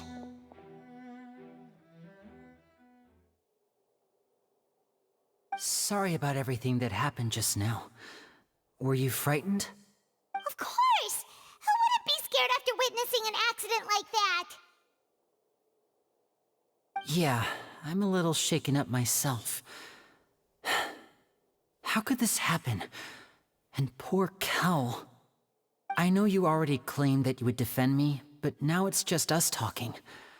Tell me, do you think I could possibly be the murderer? I understand. Even I'm not sure what happened, so I can only imagine how difficult it is for you to grasp the situation. I'm sure everyone sees me as the biggest suspect at this point. But if you ask me, the whole thing is mysteries layered upon mysteries, such that all that's left is confusion.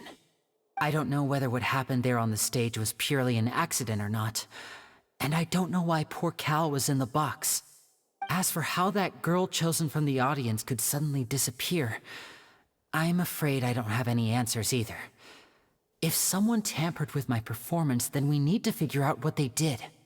Even a skilled and knowledgeable magician like myself couldn't pull all that off in just 1 minute.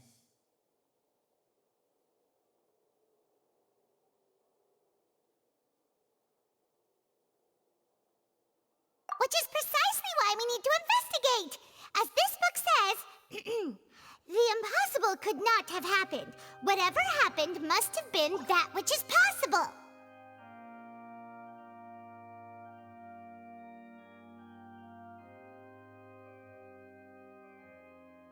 Paimon bought them when we were reading at the bookshop in the city earlier. Pretty cool, huh? Don't worry, Paimon used her own savings to buy them. It wasn't from our travel funds. I think they look cute on you, Paimon. You have good taste, Lynette. That's the right attitude. Feeling depressed isn't going to help me now. I need to get back to my normal self.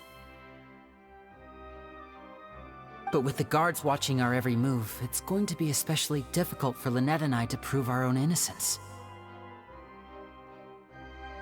Good thing you agreed to be our attorneys. Thanks for that. We'll be counting on you. Yes, thank you so much.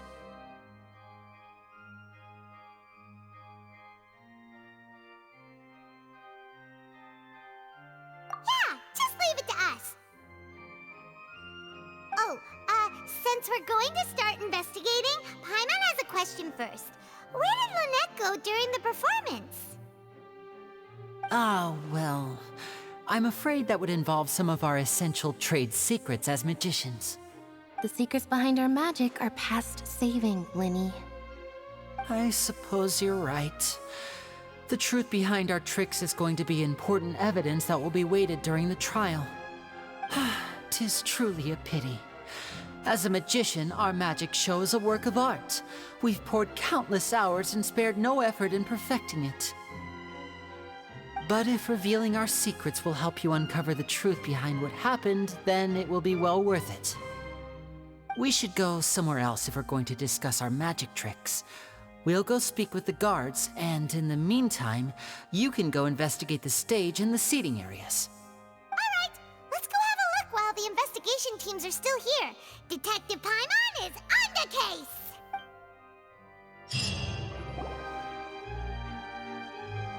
Hello, officer. How's the investigation going? I see. You must be the traveler that Lady Farina mentioned. Listen, I'll be perfectly honest with you. I'd avoid getting mixed up in this whirlpool of a mess if I were you. Huh? What do you mean?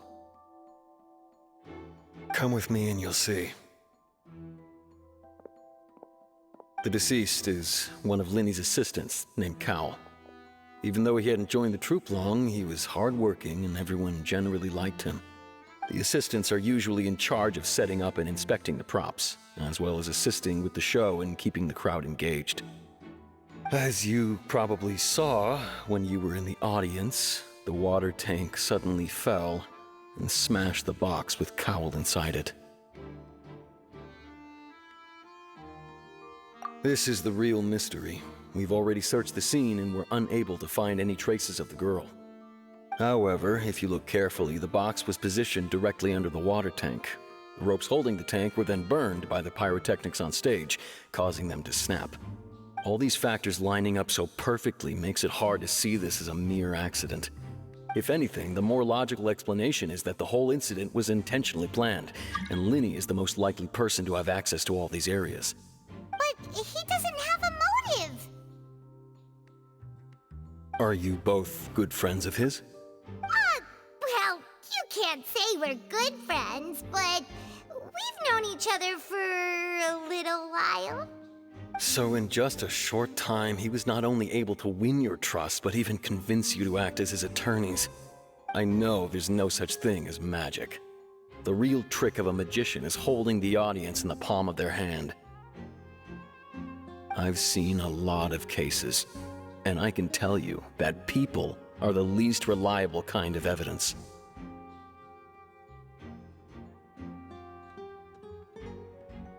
Sorry, I tend to be pretty straightforward. Just know that I'm warning you for your own good. Anyway, you may investigate the scene of the crime yourselves if you're curious. Who knows, maybe you'll be able to come up with some new evidence.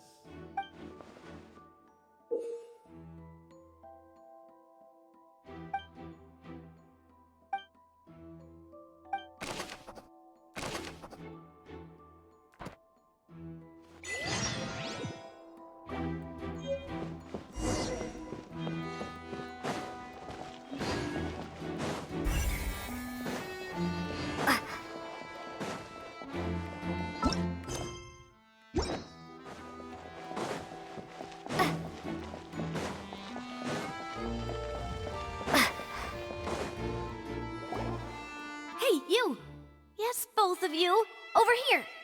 I've been keeping an eye on you for a while now. Huh? You mean us? That's right. If I'm not mistaken, you're also among those who wish to cut down the thorns and pursue the truth. No?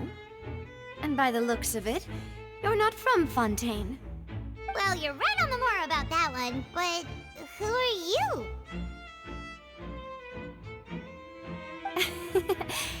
Have you never heard of the Spina di Rosula? From mediating disputes and providing protection to solving conundrums, you name it, Spina di Rosula does it. And I, Navia, have the honor of being its renowned president. Though those who play by our rules call me boss. I'm Silver, her attendant. Pleased to meet you. And I'm Melus. Demoiselle's various daily needs and affairs are under my purview. Huh? Boss? Mademoiselle? What gives with the names? Well, I am the second generation president. Melus and the others are still used to my previous title. My apologies, Demoiselle. Should you prefer, boss, I will endeavor to use that instead.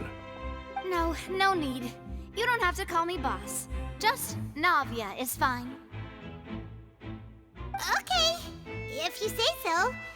Not that we're members of Spina di Rosula anyway. All merely trifling details. Never mind. Now, back to the situation at hand. That's right. I've always kept an eye on the serial disappearance cases. My interest stems from a matter back from my father's time. Judging from the look of things, I find Linny an unlikely mastermind. Really? We think so too! That's why we're looking for clues now. But how did you come to that conclusion? Intuition, naturally. My unparalleled intuition. Farina sure was quick to point the finger at Linny without any decisive evidence whatsoever, wasn't she? But that's not uncommon for her. If you remember, the Justice had to interrupt her and ask if she was pressing charges just to keep her from getting carried away. Anyway, a trial begins the moment someone levels charges. And, of course, there was no way Farina was going to back down in that situation. Sounds more like you just don't trust the Hydro Archon. Well, what's your opinion? I must admit that she can be interesting at times, but liking her doesn't mean that I'll blindly agree with her. All right, I've answered your question. Now, it's time you answer mine. Wait a minute, did that answer count? Well, I say it does.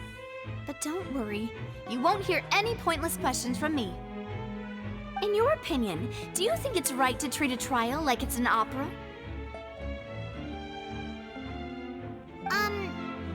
Well? And why would that be? See, Silver and Melus? I told you they'd be different. Most astute of you, Demoiselle. I, too, think that the Traveler's response was most excellent. No matter how wonderful the script or how fervent the audience's expectations may be, the trials that go on stage here must be based in fact. And if that can be done, boss, then... All right, that's quite enough, Melus. Anyway, I like your answer. You passed with flying colors. Now, I need to make some preparations, following which our joint investigation shall commence. You two shall be my assistants. Wait! Since when did we become assistants? Oh, well, I can be the assistant, sure. Or your companion, if you like. I'm really not that fussy. That's more like it.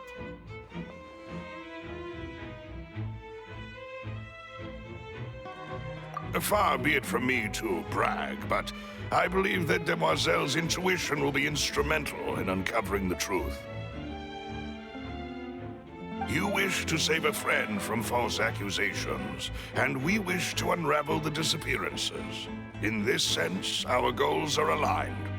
You have a point. Huh. You're quite the talker, aren't you, mister? And what about you over there? What do you think? You seem like you've got something on your mind. I have nothing to add. Oh, alrighty then. We'll be making some preparations first. Just be sure to let us know if they start revealing Linny's tricks. Thanks!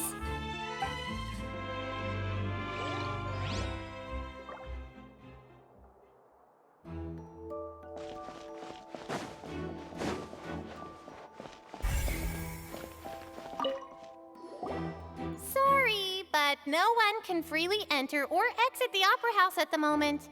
If you wish to leave, you must register your identity with us first. No, we're not leaving. We're representing Linny and Lynette as attorneys, so we're investigating the case. Were you always guarding this entrance? Yes, after the Chief Justice gave the order, everyone coming in or out must undergo a strict inspection. So, the missing girl couldn't have left from here, at least not from that point on. I doubt there was much opportunity then either. How can you be so sure, Well, because I was in charge of security near the entrance at that time. I couldn't see Linny's performance from here, which was quite a shame. Just my luck. But still, I did not abandon my post, and I stayed put no matter how loud the applause was. If someone had so much as even approached the door, I would have noticed it, let alone if they had tried to leave. We Melazines are good at that sort of thing, you know. So, it's safe to say the girl couldn't have left through here. Alright, thank you for your help. This'll be useful info.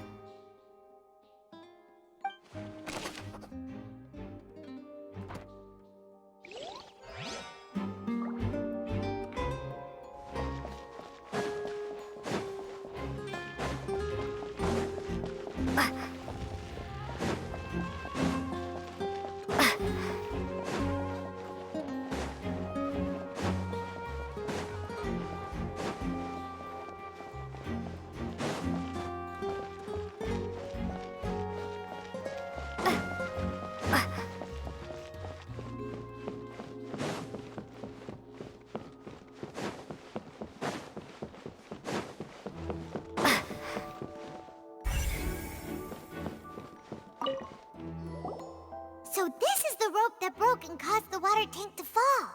The rope looks pretty durable. How can it be burned through so quickly by fireworks?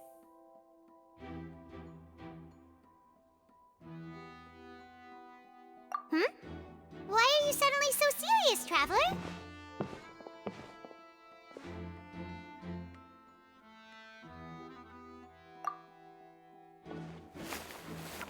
Whoa!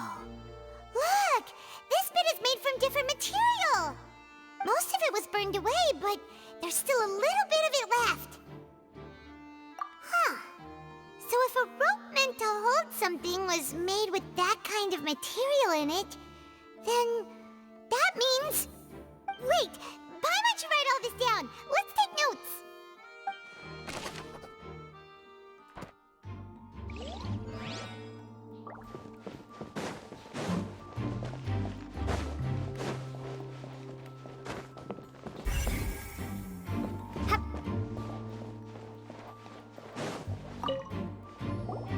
I see that you're investigating the area.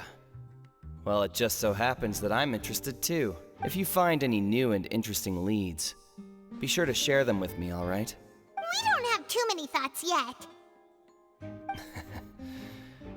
Then why don't I tell you my hypothesis first? The way I see it. And I'll start it with that loud thud. The thud? Oh, you mean the sound that happened during the countdown? Yes, exactly. It wasn't terribly loud, but I suspect that most people heard it. It's just that everyone was awaiting the results of Linny's trick with bated breath, so no one paid it much mind. But now that the incident has happened, The thud has become an important clue. That makes sense. So, what do you make of it? I'm of the opinion that it may have been the sound of Linny's accomplice.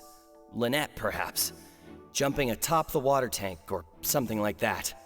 And when the pyrotechnics went off, she cut the rope, sending the water tank crashing down. But wasn't the noise we heard too loud for that? Perhaps the balance wasn't right, leading to a particularly rough landing. Oh, that's true. I suppose I must reconsider. That does remind Paimon, though. What was with that sound?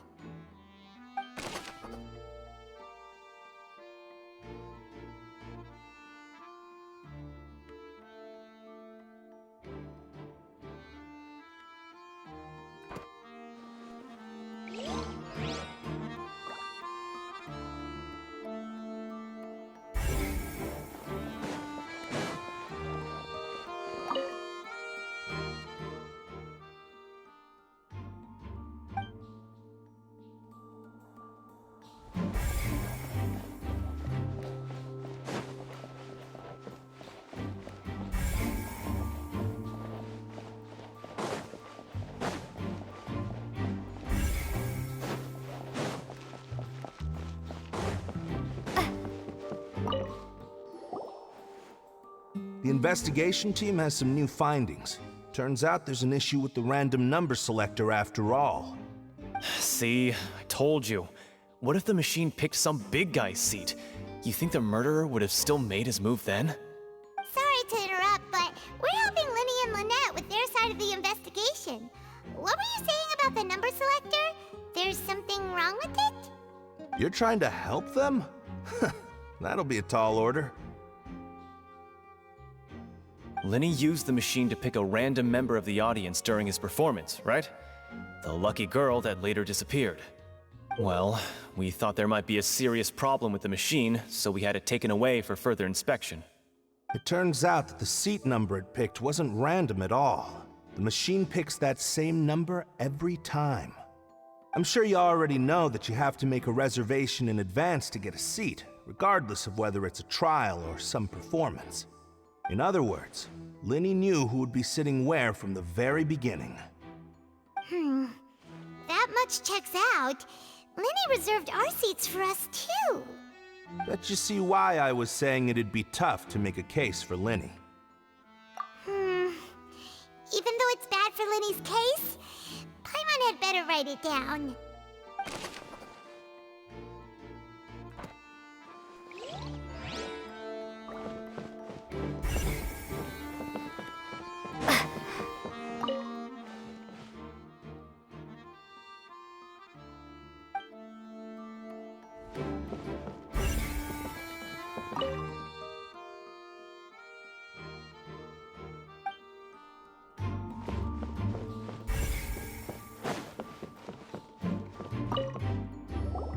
Hello there.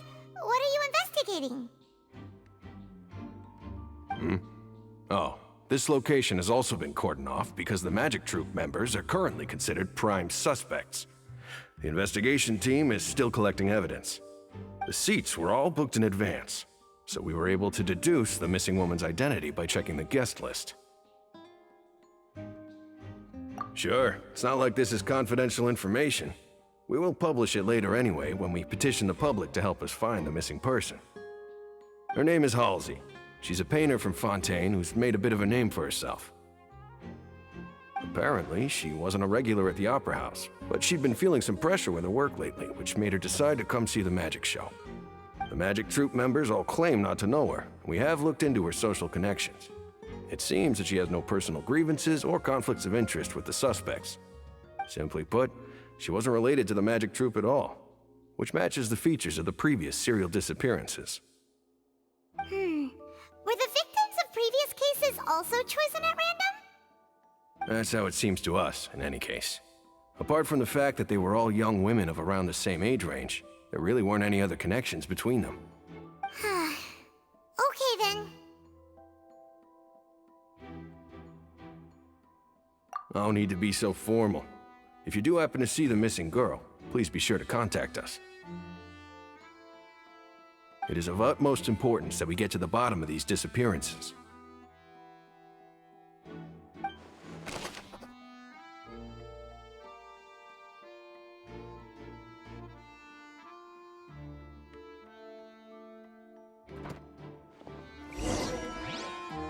We've checked everything of note here at the performance venue.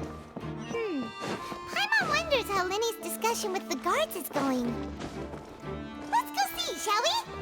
Ooh, things are getting interesting, huh?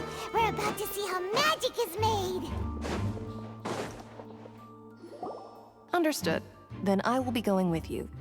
Just so you're aware, I will be monitoring your actions and making notes as necessary. Very good. Thanks for being so agreeable. I'd pull a rose out of my hat as a gift for you if I could. You may spare the pleasantries. I'm just doing my job.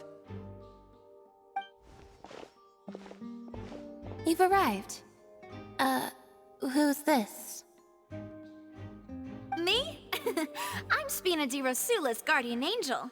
If you've got a problem, I've got the firepower. Sorry, I got a little carried away there. Call me Navia.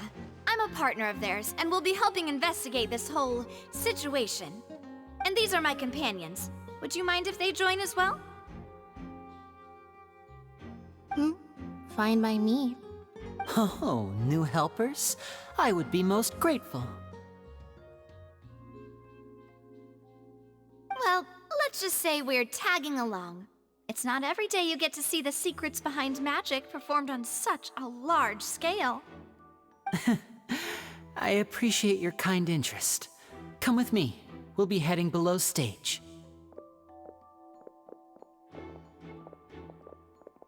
Huh? Below stage? Yes, a world of secrets is hidden beneath this magic box, prepared specifically for this switcheroo trick. But before I reveal everything, you should have a look first. Notice anything strange here?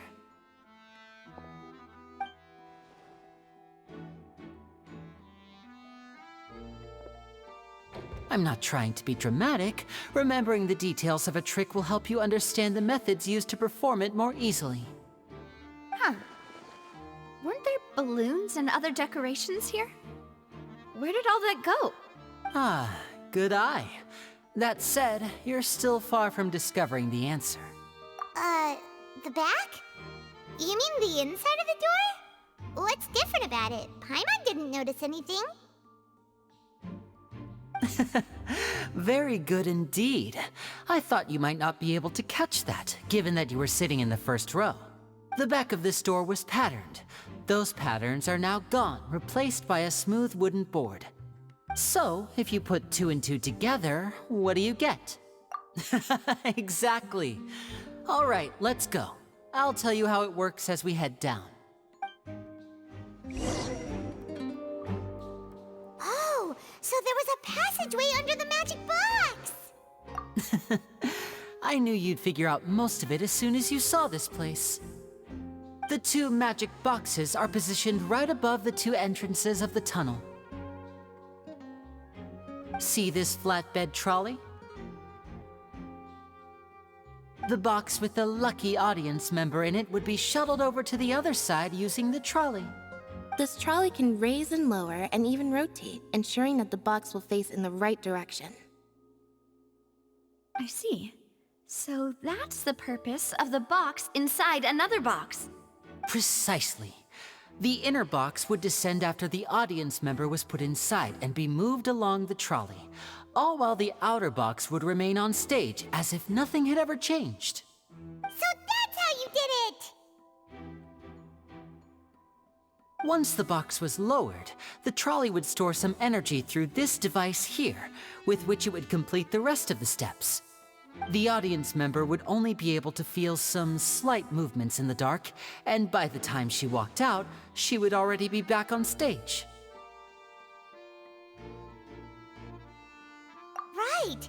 You were talking that whole time, and you even came out for a moment near the end! Ah, yes. A phonograph operated by Lynette was used to achieve that effect. My assistant and I had already scripted our conversation beforehand. When the countdown began, I had already gone to the opposite box via a tunnel using that ladder. And what about Lynette? Where was she?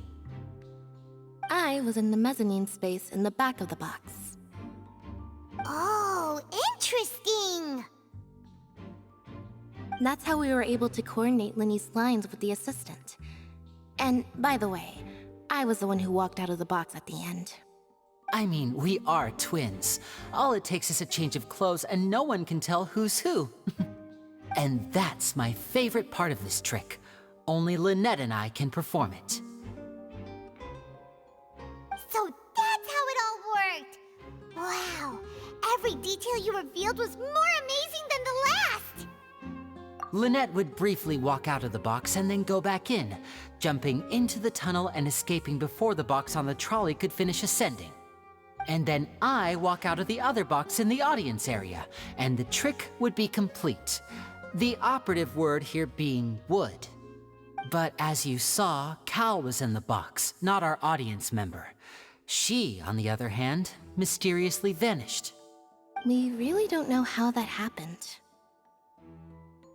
If not for that interlude, this would have been an astonishing trick.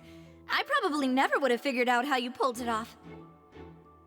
And yet, to think that someone was able to use this magic trick to commit a crime. Could we have a look around? I think we can come up with some more leads. This is the scene of the crime, so Linny and Lynette are not permitted to stay here. I'll escort them back up. Yes, of course. No need to be so strict now. I won't disappear into thin air, you know.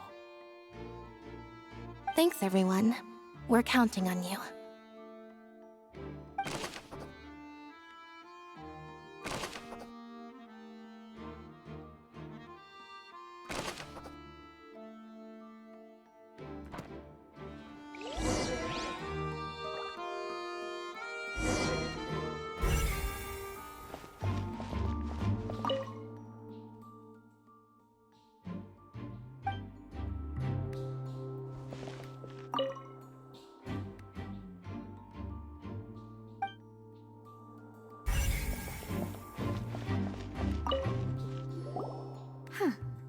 What's this? Looks like a hook tied to the end of a rope. Huh? There's all kinds of odds and ends here. Perhaps it was a prop for a different trick. But why would it have been left here? Whatever it is, let's make a note of it first.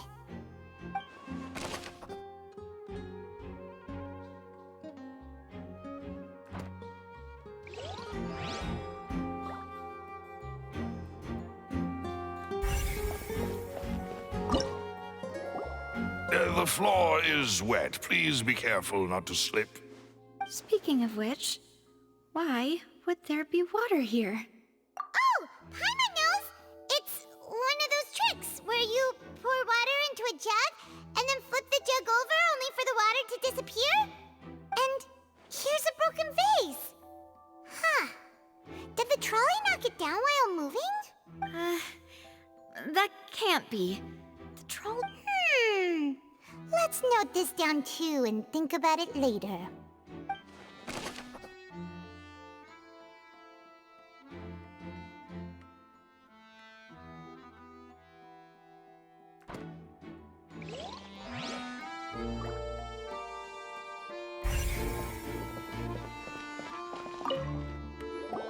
Oh, these are the clothes that the lady chosen from the audience was wearing, right?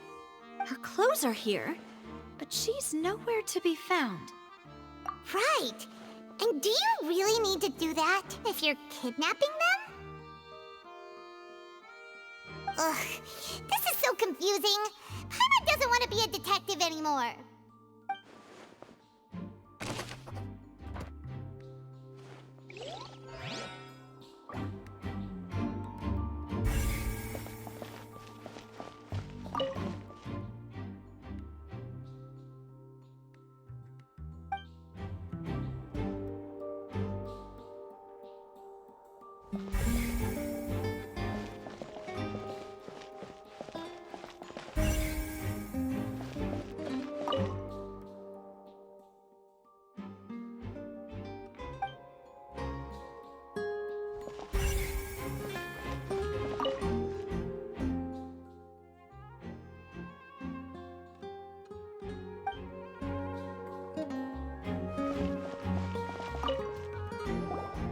What is this place?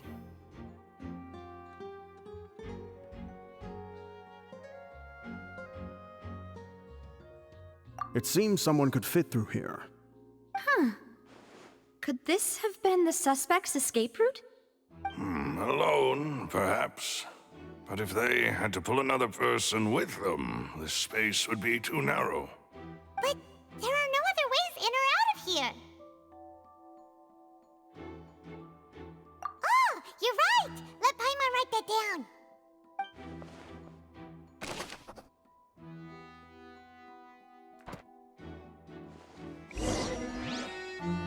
Seems we're just about done investigating down here.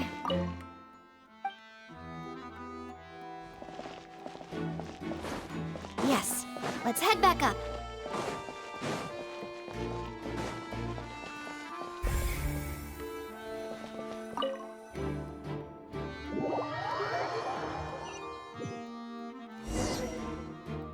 Well, we've ascertained the state of the crime scene. Let's find a place to sort out our findings once Malus returns.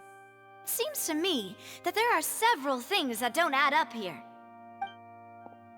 Apologies for the wait, demoiselle. So, what did the guards say? Did the criminal escape through the vent? They believe the odds of that are very low, since the vent leads to the Opera House's basement. The guards have checked the area carefully. No one left through the basement during the performance or after the incident, and no one was found hiding there. So the tunnels become like a secret chamber then! You know, like the kind you usually see in novels. The plot thickens. Halsey's disappearance and Cowell's death are both quite inexplicable. No wonder Farina was so confident in her accusation. All the current evidence points toward Linny and Lynette. In other words, the charges are very likely to be upheld unless we make some considerable progress. Charges and then trial. So if the charges are upheld, they'll announce a sentence? That's right. This is how a trial goes in the Opera House. During the proceedings, the Chief Justice and the Oratrice will hear statements from both sides. That's right. This is how indemnitium is produced. The statements from both sides, the defenses from attorneys, witness testimonies, and even the audience's emotions will all be projected on the Oratrice. To put it simply, it's as if the Oratrice has its own will, and is a judge in its own right. This also precludes any kind of favoritism on the part of the Chief Justice. Not that this has ever happened anyway. Once both sides have finished speaking, the Chief Justice will make his final decision. This, too, will be used by the Oratrice as a reference. Then, finally, the Oratrice will be consulted by officials.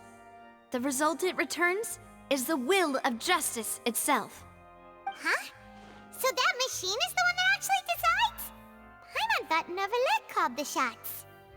In practice, there is very little difference. Both have always come to the same judgment, which is why people have great faith in the Chief Justice. Ah, yes, the guards also asked me to convey that none of us will be allowed to leave this place before the trial. Huh? Why? Because we've chosen to act as the twins' proxies. That makes us persons related to the case. They're concerned that we might be colluding with outside parties, or that we might find outside help to disrupt the case. And even if that were not so, it could prove problematic if we happen to spread key information about the case ahead of time. I'm ready to break out at any time. Whoa! There's no need for that! Paimon thinks they have a point. That said, are they providing food? Of course. I just hope you don't mind the lack of options. I'm afraid that catering to all tastes is not in the cards, nor is any guarantee of balanced nutrition. In that case, let's just sort out our findings together here. Pity. I was hoping to take you to try some of Fontaine's famous desserts, too. I mean, what better way to properly think through our findings than over some tea and sweets? Huh. Breaking out suddenly doesn't seem like such a bad idea after all.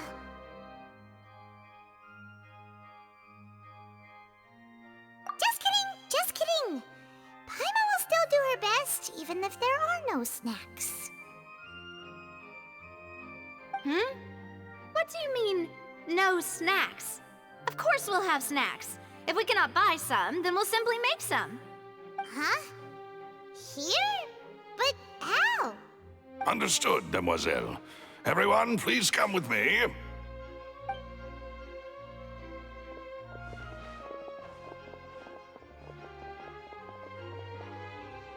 Wait, you're carrying a portable stove with you? Yes, I must be prepared to meet the demoiselle's baking needs whenever the fancy strikes her. I have eggs, sugar, and almonds at the ready. Good work, you two. Then I'll get to it. Please sit tight for a moment. You'll get to taste my awesome snacks soon enough. These three are quite the interesting group.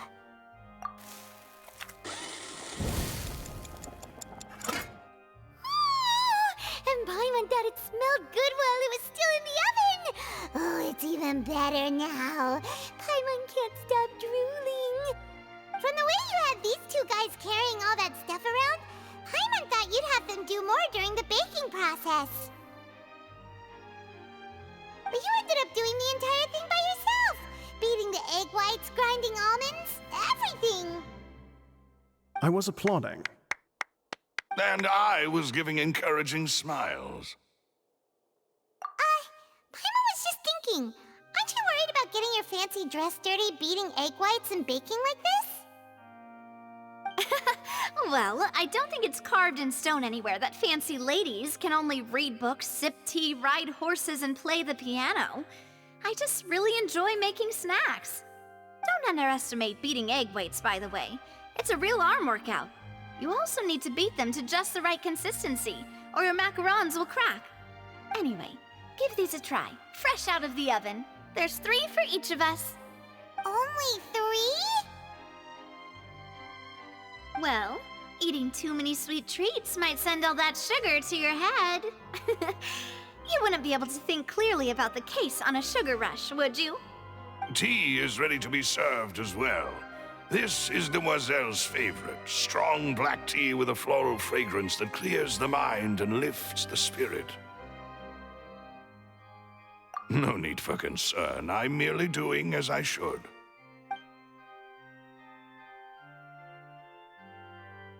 All right then. Down to business. As Paimon mentioned previously, the tunnel seems to be something of a secret chamber. However, we can assume that Linny and Lynette were not alone within it. Some criminal also occupied its sealed confines. The magician twins could have committed the crimes, of course, but they lack any logical motive. Exactly! Why would they do such a thing right when everyone was watching?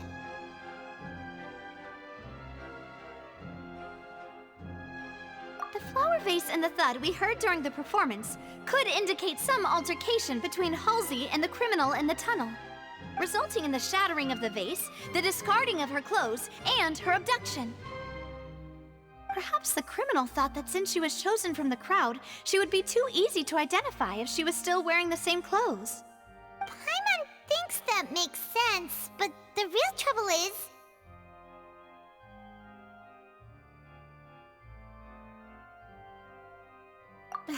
True.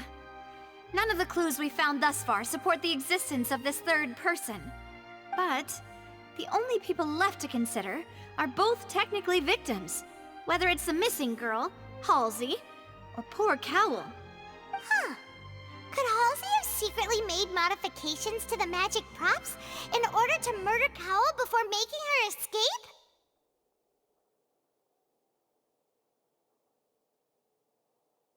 That's right.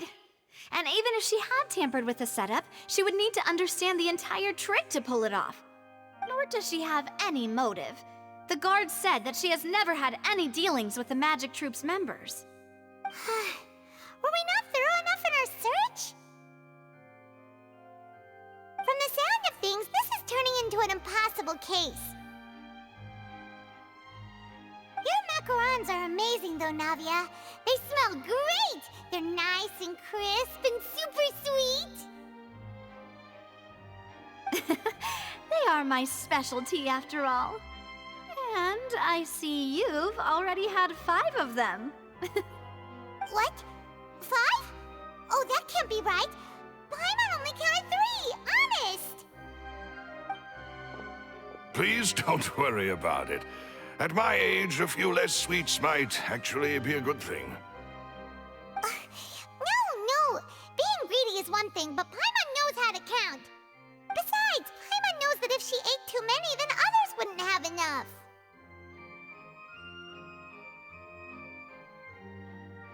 Wait, even you don't believe Paimon? How could you? If Paimon ate those 2 extra macarons, then may they turn into stone in her stomach! All right, we get it. Well, I suppose one of us might have gotten too engrossed in our chat and eaten them by mistake. No big deal. Malus, set up the stove again if you would. Huh? What are you doing? Making sure everyone gets 3 macarons, of course. Exactly. We don't want to trouble you. As you wish, demoiselle. And I have the egg, sugar, and almonds. Well, this really is your hobby, huh?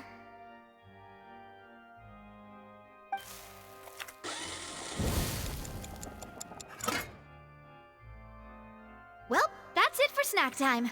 I'm going to have another look around the area. I don't know what we're looking for yet, but we've still got some time.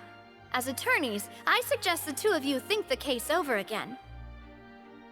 It would be awkward if you got all tongue-tied on stage during the trial. All right, thanks for your help and for the snacks. It was nothing. A small task for the Spina di Rosula. Silver, Malus, it's time to go. I'll be back if I find anything new.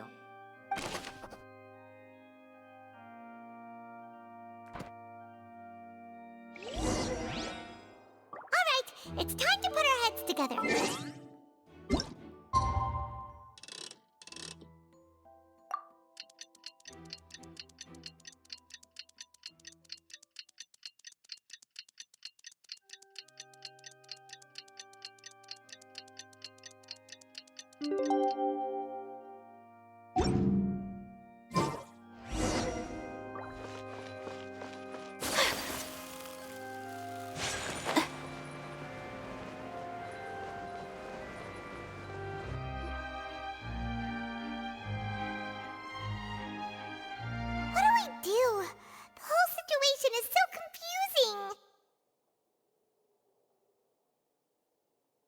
Plan.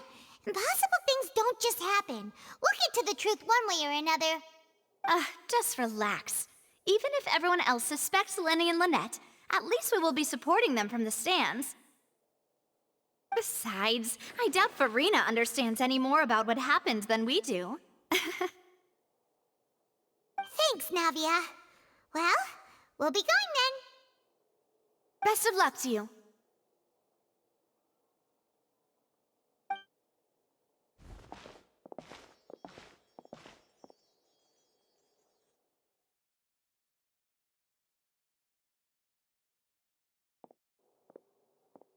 Ah, finally, you're back.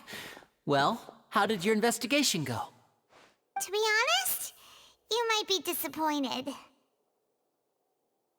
No. We're already very grateful that you were willing to help.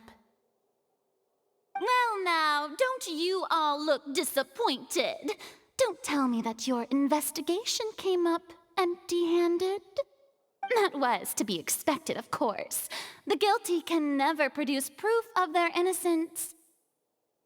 But don't let that stop you. I shall be terribly disappointed should you, my most anticipated foe, concede so easily. Since both parties are present, I declare that the trial regarding the magic show incident is now in session. Firstly, in order for the audience to understand the causes and results of the incident, could we please have Mr. Linney explain the trick? Yes, of course. I will explain while Lynette demonstrates on stage. All the necessary items have been prepared.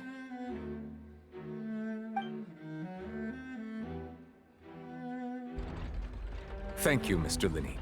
In that case, I take your statement to be that you ran to and remained hidden within the magic box in the audience stands once the trick began, and thus could not have committed the crime. Is this correct? Yes, that's correct, Your Honor. In that case, I call upon the prosecution. Lady Farina, do you wish to refute his statement in any way? Why, of course I do. Allow me to take the first shot and break this case wide open. Mr. Linney is clearly lying. There is no way you could have been in the box the whole time if you were to abduct Halsey and murder Cowell. In fact, I'd say you were hardly in that tunnel at all. That is simply your hypothesis based on the presumption that I'm guilty. Oh, is that so? And if I may ask, what did you hear while you were inside your box? The roaring countdown of the crowd, of course. That's how I kept track of the time and built anticipation for the finale. And you didn't hear anything else at all? Nothing that might leave an impression of any kind? No, nothing. I see.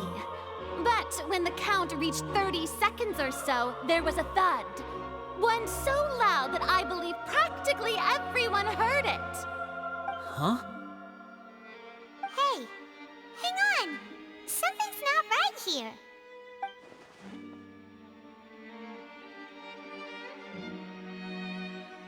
Yeah, I'm sure he could have heard a noise that loud from inside the box. I was right by the box, and I definitely heard the thud. Look at those scales. Could those mean...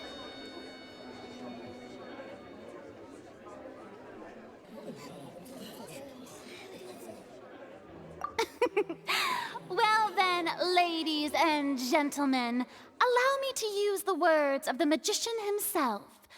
You never know what can happen in the blink of an eye. Indeed, it seems his alibi can also collapse in the blink of an eye. Of course, I have armed myself to do far more than smash your alibi.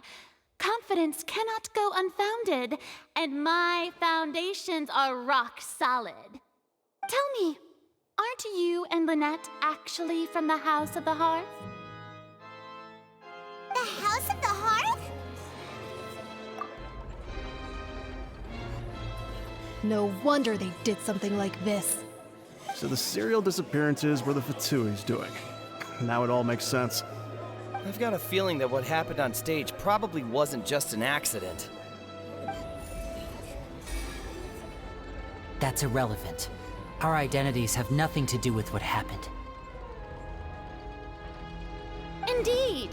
Then perhaps you could tell us everything that happened during that 1 minute. Your first priority is to prove yourself innocent after all. I'm sure there is little that needs to be kept secret now. Unless your script already has holes in it. The Outlander is speechless. My, oh my, don't they look flabbergasted? Now comes the infighting and discord, I suppose. This was almost too easy. Good thing I made all those preparations. Seems the all-nighter I pulled last night is really paying off. Hey, Linny! Why didn't you tell us this before?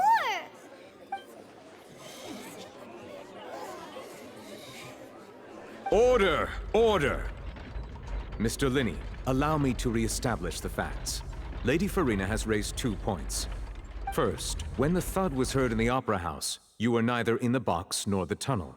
Second, you and Ms. Lynette are both members of the House of the Hearth. Are these claims true?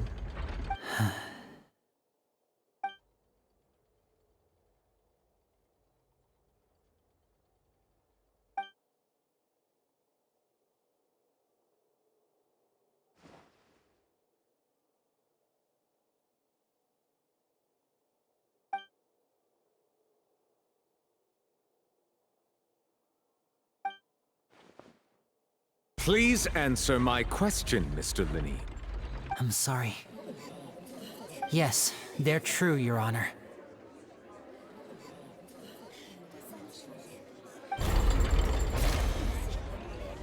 I knew it! Well, that's it. We might as well move on to the sentencing already. What should we do now? Granted. In that case, what is your request? Is that really necessary? They're already as good as guilty. The defendant deceived their own attorneys. What is there left to discuss? Order! Order, I say! Your request is reasonable, and we shall adjourn. This trial will reconvene in 1 hour. So you would stick to Mr. Linney's defense even after knowing what you do now? You certainly have more professionalism than I thought. In that case, my dear audience, let's allow the joy of victory to steep for a little while longer.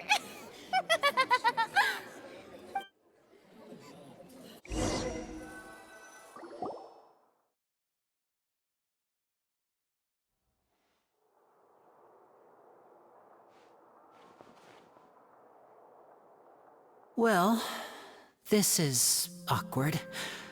I didn't think the Hydro Archon would dig all that up. I'm sorry, Traveler and Paimon.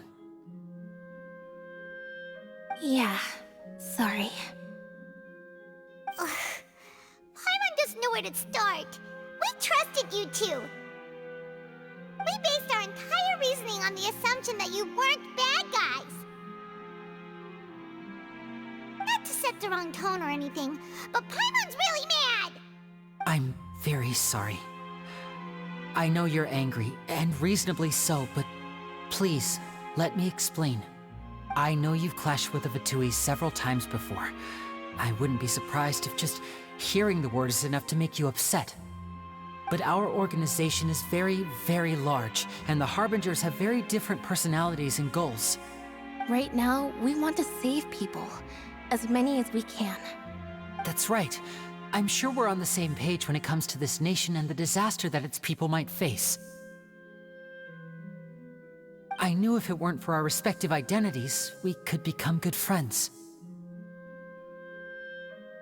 That's why I didn't wish to flat out lie to you, but chose to hide some details instead. The truth is very important, but being completely transparent about everything would see us spending more effort than we need to. Right. So, you be the judge. Heck, if I were you, I fear that I'd even struggle to trust me at this point.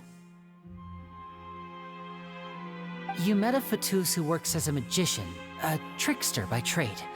All by coincidence, too. But still, I'm asking you to trust me. I am no criminal. At least, not in this case. Sorry. Please forgive us. Well, you both say that, but... Right, let's hear your answer first, and no lies now! Of course. I'll answer any question you ask. We've been trying to find out how the Oratrice operates. We want to know why it has a consciousness. Why can it deliver sentences accurately? During our investigations, we learned that the machine's core is beneath it. From that moment on, Lynette and I have been designing this box swap trick with the objective of getting close to the core. Is that why you needed a whole minute? That's right. In truth, the audience would take about 75 seconds to count down from 60, while I would only need 15 to get to the opposite box. So, after jumping into the tunnel, I accessed the Opera House basement via the vent, and went to investigate the room in which the core is stored. That air vent was created during the construction of the tunnel specifically to execute this step. Well, nothing. As soon as I reached that room and was about to investigate, I heard someone's voice. Which should have been impossible, of course. I was quite certain that I was the only one in the room. That voice seemed to recognize me and tried to speak to me. I chose to err on the side of caution and retreated the way I came. On the way back, I saw the broken vase and the clothes on the ground, but the countdown was almost finished, so there wasn't time to give it any thought. After that, the homicide occurred just as you saw. Well, that explains why you didn't hear the thud.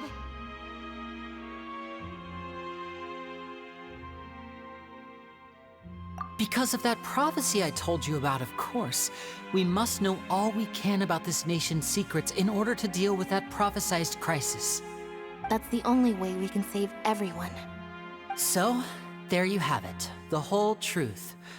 I swear, I didn't hide anything from you this time. It was never my wish to proceed under this cloud of mistrust either. But like I said earlier, you can be the judge. If you want to leave because you don't trust the Fatui, there's nothing I can do to stop you. Well, Traveler, you decide. Paimon will follow your lead however you choose.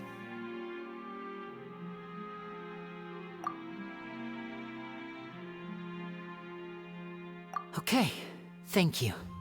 Thanks for giving us a chance. The current problem is that the scales are tipped pretty badly against you two. If we want to refute the Hydro Archon's accusations, we're gonna need a seriously watertight defense. Huh?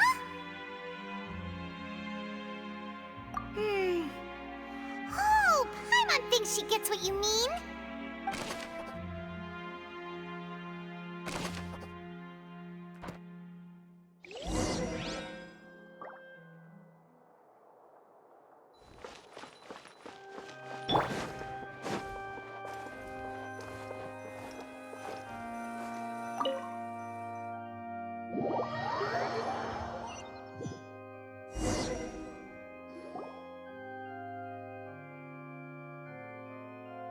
Both parties have returned to their positions. Let us continue the trial. When last we left off, Mr. Linney acknowledged the new evidence presented by Lady Farina as fact. Therefore, Lady Farina may continue stating her reconstruction of the events. Ugh, that took long enough. Now then, if everyone would lend me their attention. At this stage, let's revisit that scene from Linney's perspective.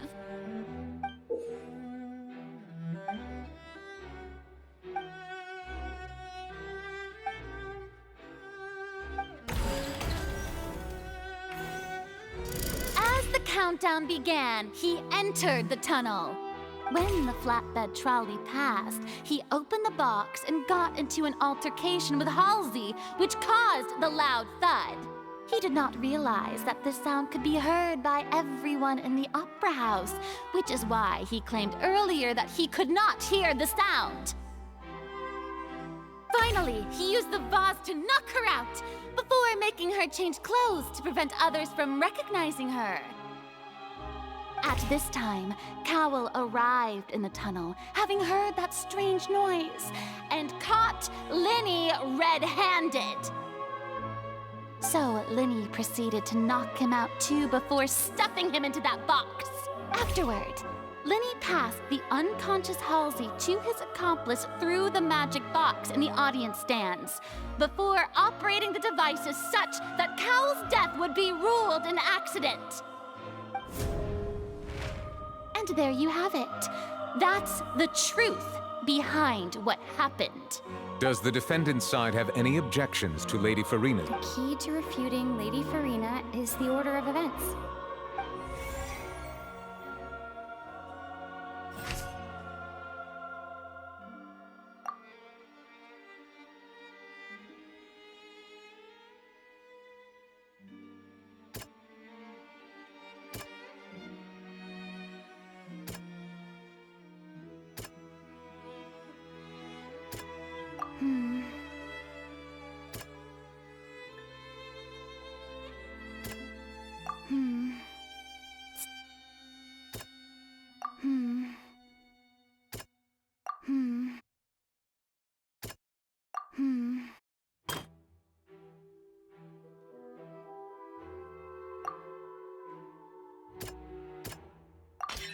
According to Linney, he left via the vent after entering the tunnel. He couldn't have had that altercation with Halsey.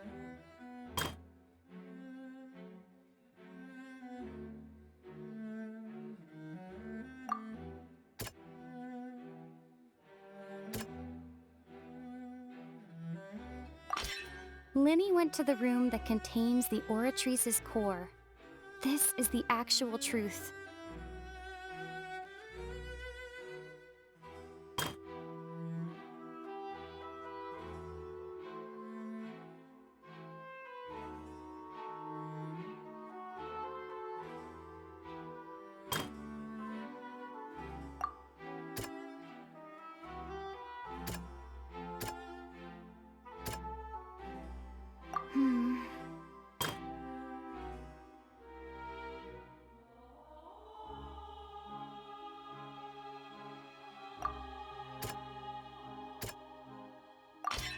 Linny did. Attention! Ace Detective Paimon has something to say! When the countdown started, Linny did indeed go into the tunnel. But he immediately used a vent to access the Opera House basement, which is where the underground core of the Oratrice is stored. Once he reached that area, he heard a voice in what should have been an empty room. Since he felt something was amiss, he returned immediately. The crime scene had already developed by the time he reached the tunnel again, and in order to complete the magic trick, he did not remain there for any length of time.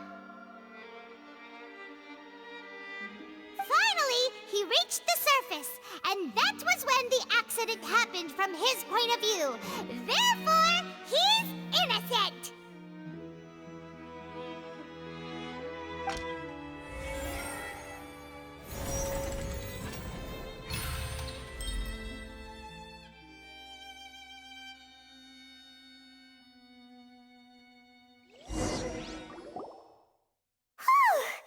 Paimon did it! Paimon actually managed to say all that! Wasn't it awesome?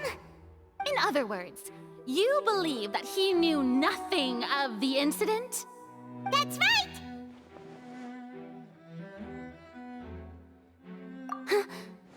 My reasoning?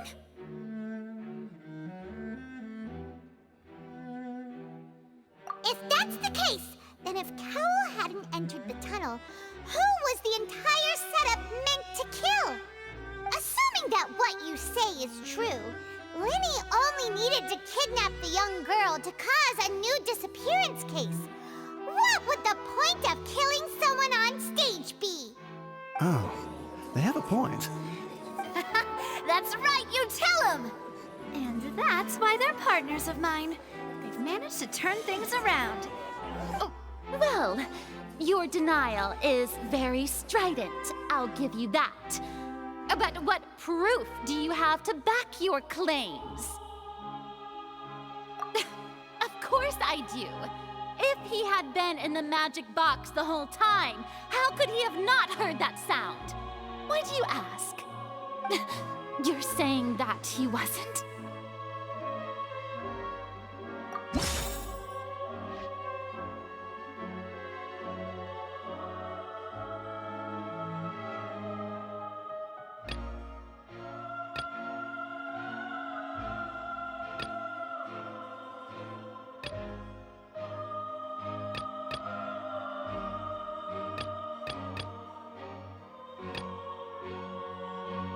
Are you sure we don't need to give this more thought? Paimon...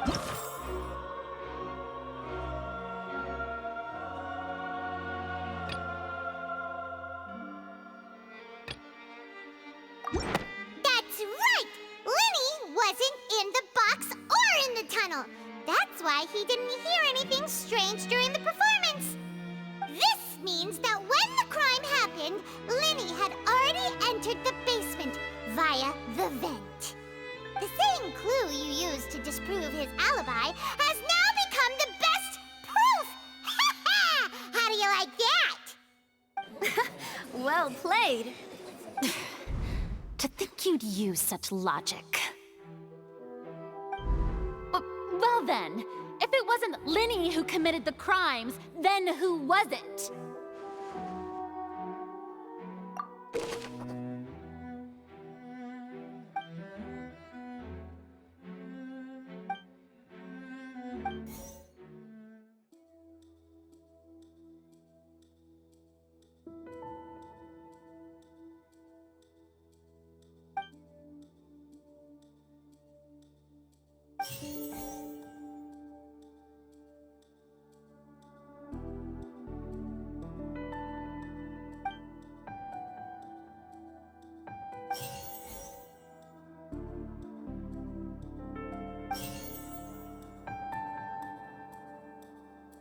The deceased's name is Cowell, Linny's assistant.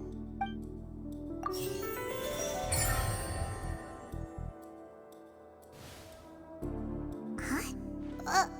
That can't be right. Are you serious? The killer was, in fact, Cowell, the deceased!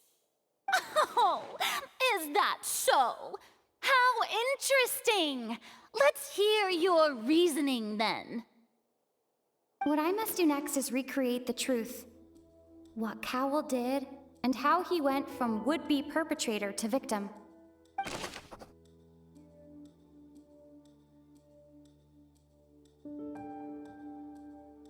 Linny was not in the tunnel at that moment.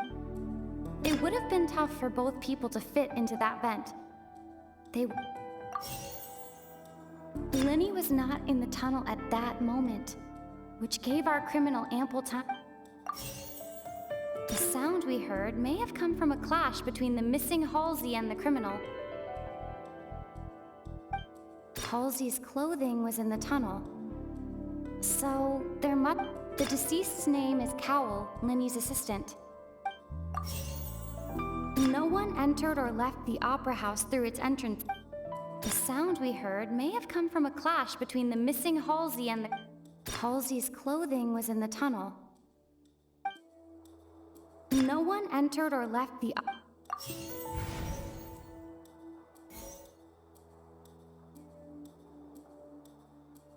No one entered or left the opera house through its entrances. Halsey's clothing was in the tunnel. So, there must have been some fear that she would attract attention. The sound we heard may have come from a clash between the missing Halsey and the criminal. Linny was not in the tunnel at that moment, which gave our... No one entered or left the opera house through it.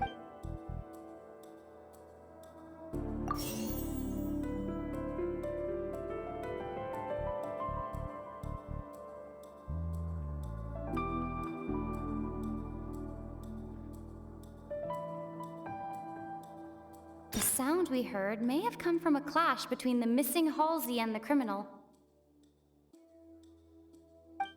Halsey's clothing was in the tunnel. So, there must have been some fear that she would attract attention.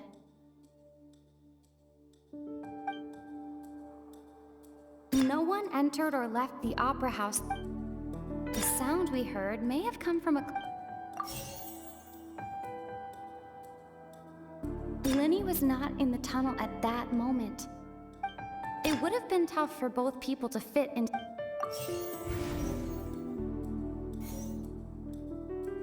Linny was not in the tunnel at... Halsey's clothing was in the tunnel.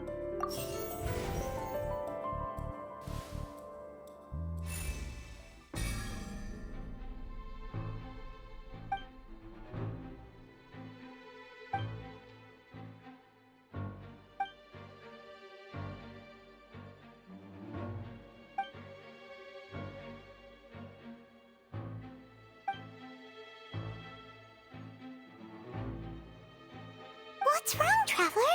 Are you still having trouble figuring things out? I see how it is. So this was all just a bluff. And here I thought you had something to show for it. But it seems you're still far from the truth. Look, since we're at a dead end, why not consider a different track? Just like the trick as it transpired, the end result must have been utterly different from the magician's initial design. If only we knew how Halsey disappeared. Well, that would be nice, but the tunnel only has 3 exits, and none of them seem very likely. And it's not like this is a magic trick where you can just make a real live person disappear. You know, like you did from that water tank, Lynette.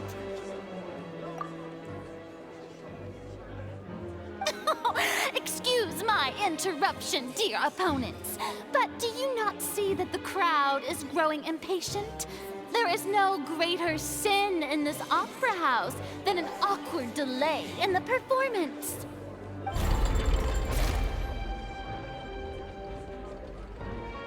If the defense is unable to make further effective arguments, we will move on to the next stage of the trial.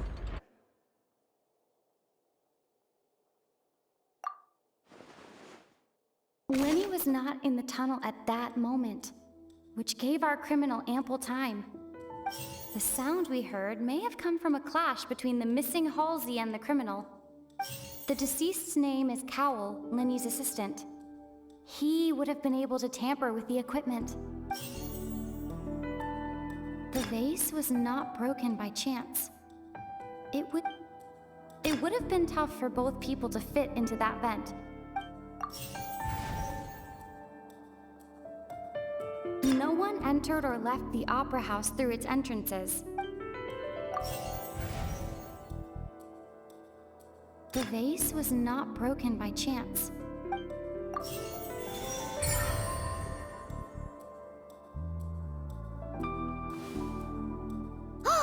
Paimon gets it! It all comes together if Halsey disappeared instead of being kidnapped. Lynette escaped from the water tank, vanishing gradually and leaving only clothes behind. If there's a similar method where a person could be transformed into water... Oh, just a moment, please. I do hope you know how preposterous you sound at the moment. How could a person ever be transformed into water?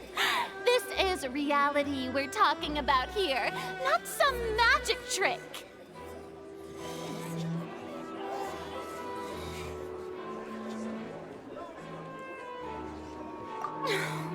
Must we really? I should think that of anyone. Your friend Linny already knows this truth very well. Magic tricks are ultimately just illusions and misdirection. But Halsey's disappearance is very real. We're talking about 2 completely different things. Even so, I trust the traveler's judgment. The truth must be out there somewhere. Perhaps some new line of reasoning may open if we try to gather all the focal points that don't make sense. Since Cal was the deceased, we haven't placed much attention on him. But given that we aren't making much progress with the case, it wouldn't hurt to have a look at his belongings, would it? People really do come up with all sorts of harebrained schemes when at the end of their rope. The way I see it, your suggestion that we broaden the scope of our investigation is nothing but a tactic for stalling the trial. Nevertheless, I believe that this is a reasonable request on the part of an attorney. Since the trial does indeed appear to be at an impasse, I believe that additional evidence may help us make more progress. Guards, please step into the lounge and examine the personal effects of the deceased Cowell.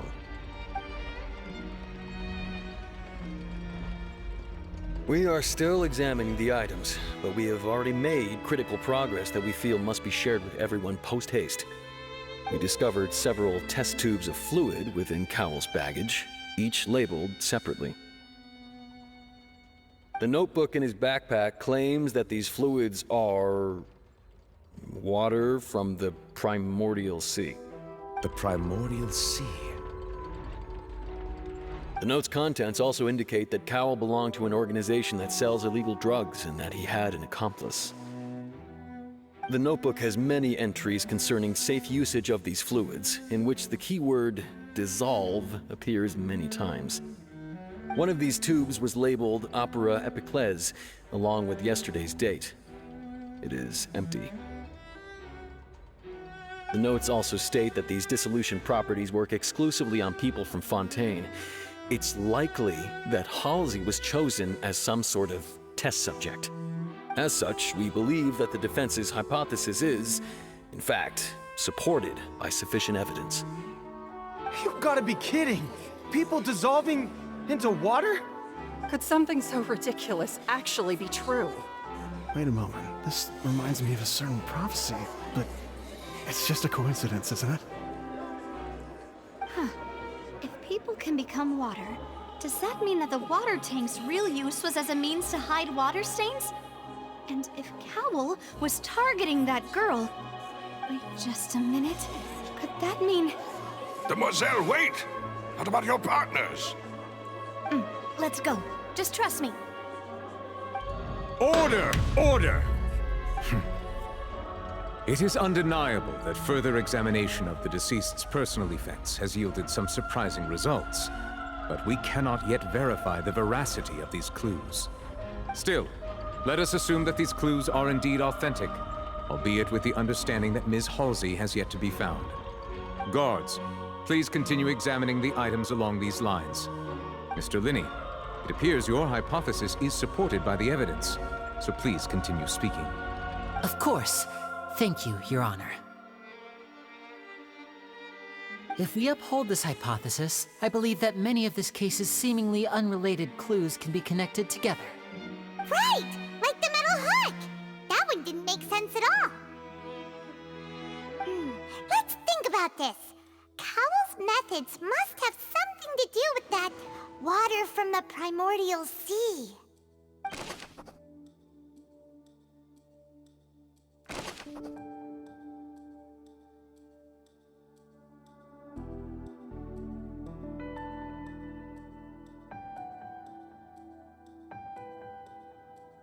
The deceased's name is Cowell, Linny's assistant.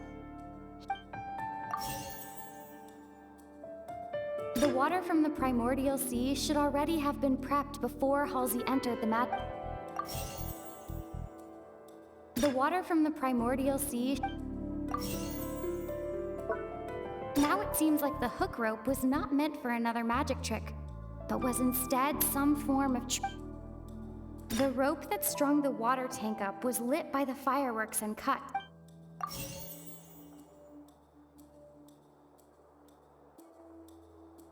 Lynette was in the magic box on stage the entire time. I remember there was something else within the inner layer of that box. Now it seems like the hook rope was not meant for another magic trick.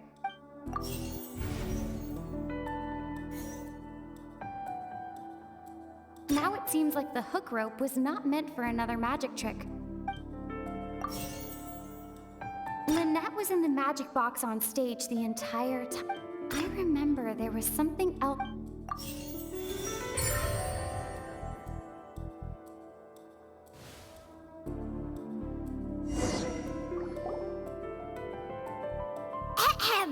It's Ace Detective Paimon's time to shine again! In the original plan, Cowell would tamper with the water tank rope and the number selector securing his target. When the magic box containing Halsey was lowered, the metal hook would retract gradually and pierce the balloon at the top of the box.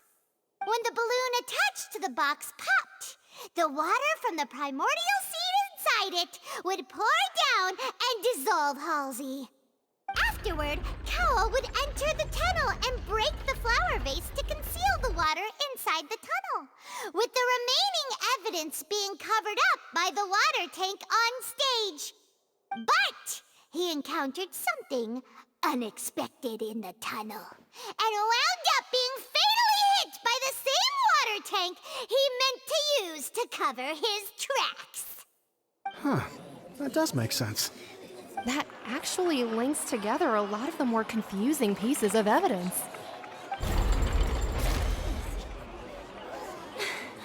Oh dear, what do I do? Even I think they sound convincing now.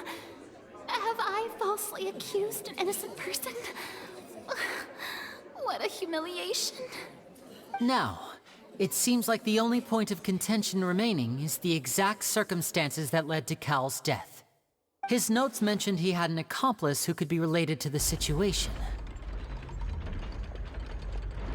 On that note, the guards have just contacted me indicating that they uncovered new evidence. I shall now invite him on stage to share it with us. Thank you, Your Honor. We were just inspecting the luggage of the other people involved in this case. And we found an identical sample of the water from the primordial sea among Linny's personal effects. What? That can't be. Oh, I see. Well, how wonderfully comedic to have your own counterattack only to come back and wound you. Does this not clear all doubt? My dear citizens, my loyal audience, allow me to present my reasoning and bring this performance to a swift close. Linny did not need to take part in the dissolution of the young woman at all. Indeed, he did leave the scene via the vent. Having made modifications to the props beforehand, his accomplice Cowell then caused that upon his return, in cruel avarice, Linny desired sole credit and prepared to do away with his partner in crime.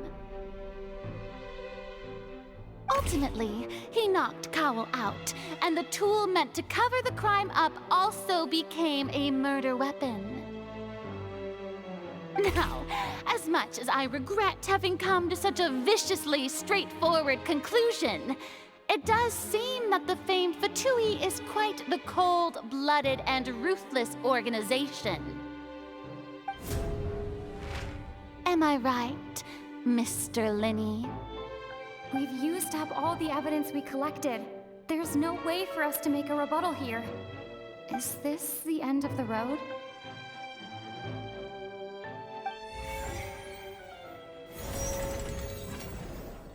Oh no!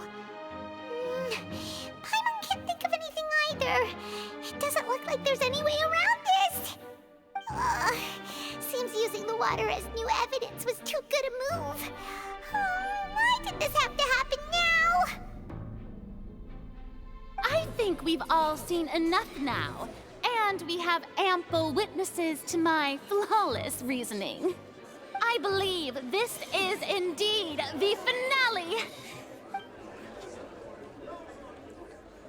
Now then, my good, noble Chief Justice, should we not, in your view, move...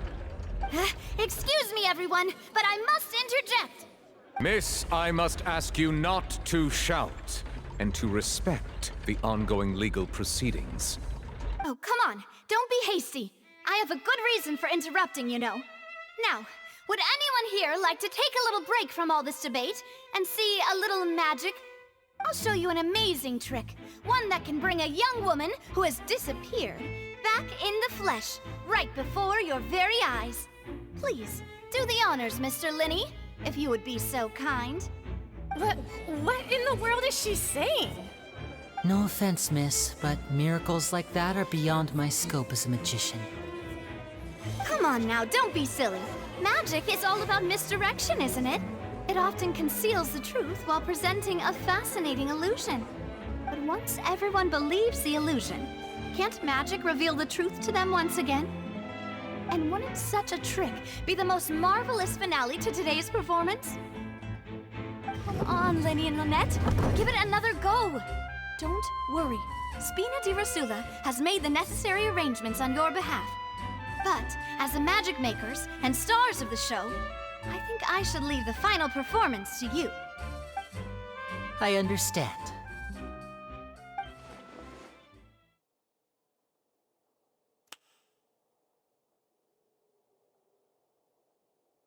And voila!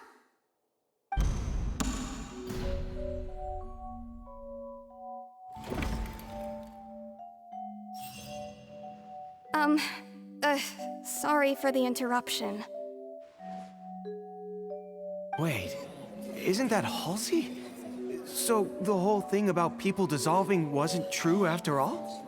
To be clear, I'm only here because this person told me that if I testified, the merit of doing so would lessen my sentence. I was hiding outside this room listening to the proceedings because I was afraid that I would be the one put on trial. I was just feeling happy that no one had noticed me, and then before I knew it, she caught me. That'll teach you to underestimate us three. Where should I begin? I'm sorry. I'm the one who killed Cowl. I admit it. But what? Why? Firstly, my name isn't Halsey. It's Lillian, and I'm originally from Mondstadt.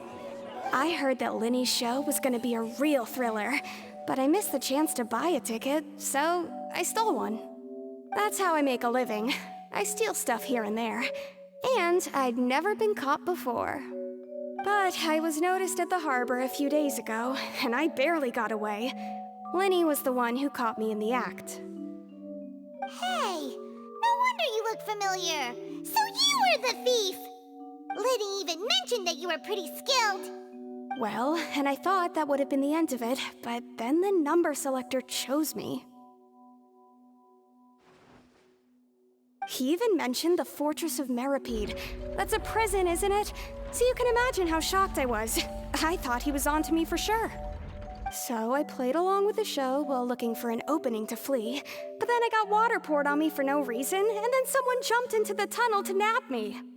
I wasn't going to take that lying down, so I knocked him out and stuffed him into the box. There was nowhere to run from there, though, so I had to change my clothes and hide in a box containing performance costumes. I slipped out after the first guard arrived at the scene and continued hiding inside the opera house. Can a person even hide in there? But I swear I didn't know that the water tank would fall down. Really, I swear it. Had I known that, I wouldn't have put him in the magic box. I may be a thief, but I'm no killer. Well, that makes everything pretty clear now, doesn't it?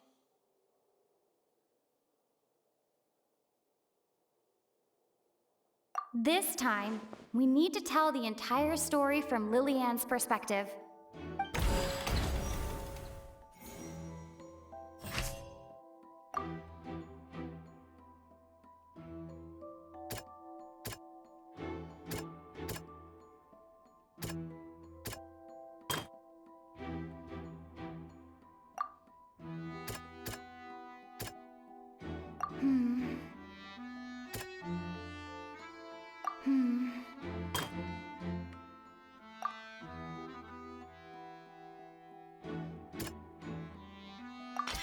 The flower vase was not broken to cover anything up, but was smashed during the struggle between Lillian and Cowl.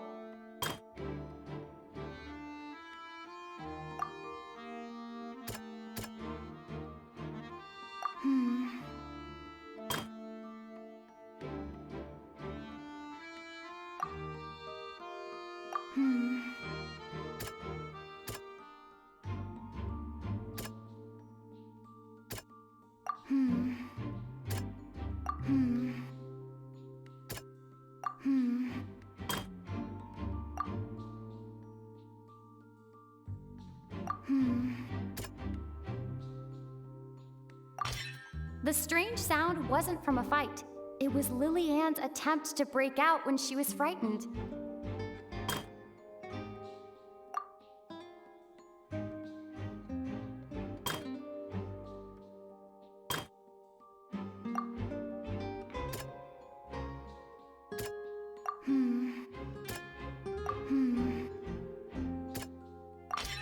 Lillian was afraid that she would be recognized if she left, so she changed clothes and hid, biding her time.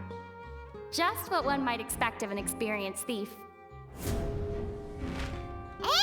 it's Ace Detective Paimon time!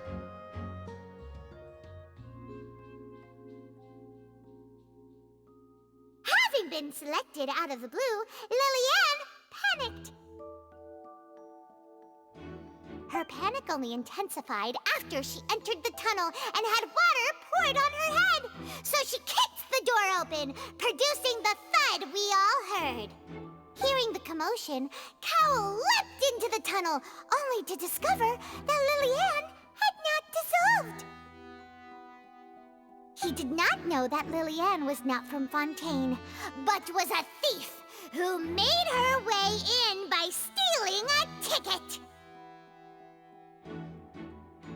Mistakenly believing that the water from the primordial sea needed time to take effect, he tried to force Lillian back into the box.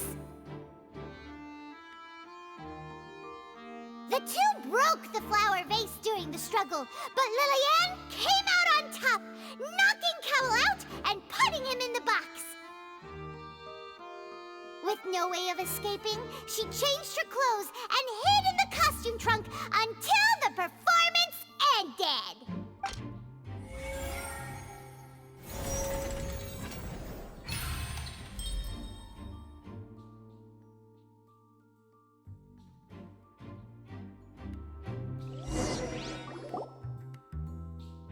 She knew that she would have to go through guard inspection if she tried to leave afterward.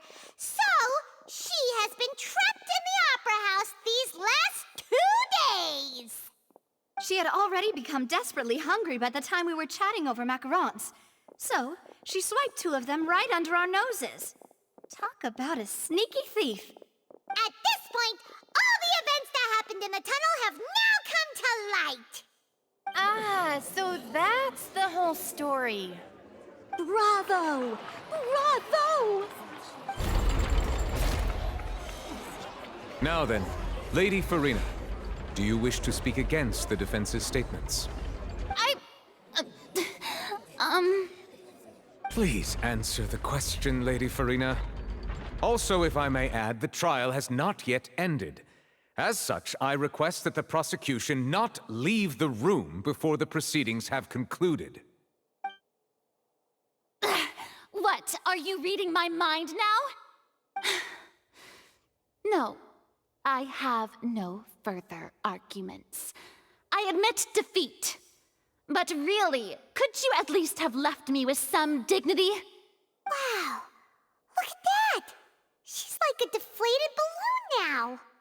If there are no objections, then as the Chief Justice of Fontaine, I shall once again repeat the full sequence of events. The actual perpetrator of the serial disappearances, Cowl, selected his next victim from the audience reservation list. With some modifications to the selector, he could ensure that the pre-selected young woman would be chosen. To cover up any evidence while committing the deed, Cowl thought of allowing the water tank to fall, which would conceal the water left behind after the young woman was dissolved.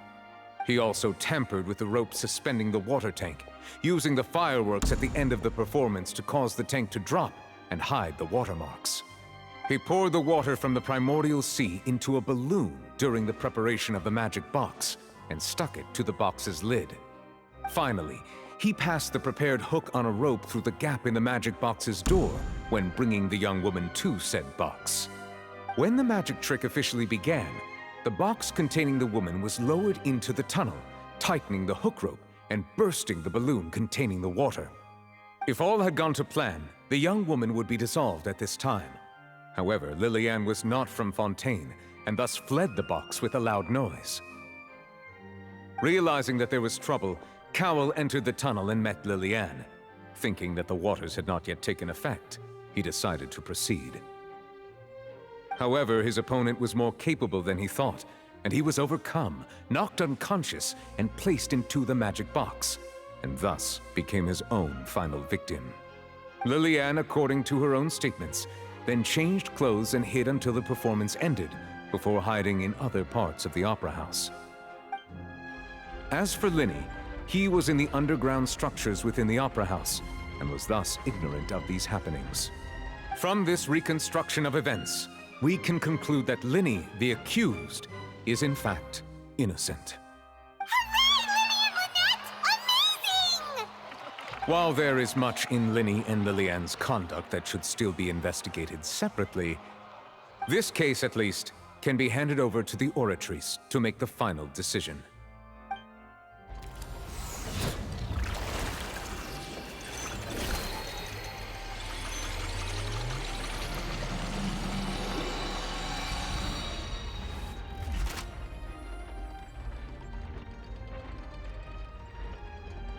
As such, Linny and Lynette are officially declared not guilty.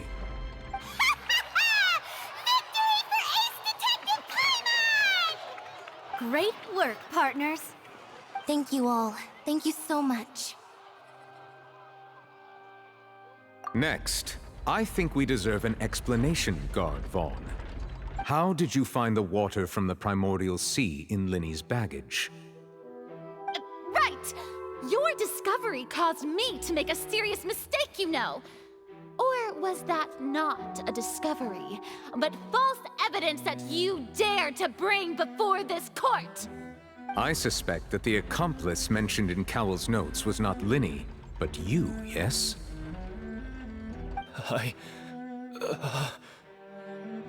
I'm sure you know what you must do to lessen your sentence. Speak quickly! Unless you want to earn yourself a one-way ticket to Coupon Town. I was just following orders. We were supposed to place blame for the serial disappearances onto Linny, and thus cause suspicion to fall on the Fatui. The higher-ups said this was the best opportunity to do so. And now that your plan has fallen through, and the secrets of the water have been revealed, you have become a liability to said higher-ups, yes? Therefore, you would be wise to tell everything you know and seek the protection of the guards. Yes, I'll tell you everything I know. Our boss discovered that the water can cause people to dissolve. It can also be made into a potion, which when extremely diluted, can cause people to experience unforgettable exhilaration. We've been in this business for a while now, and have made decent more off it. The disappearances were also the boss's idea. I mean, this is the boss we're talking about. The...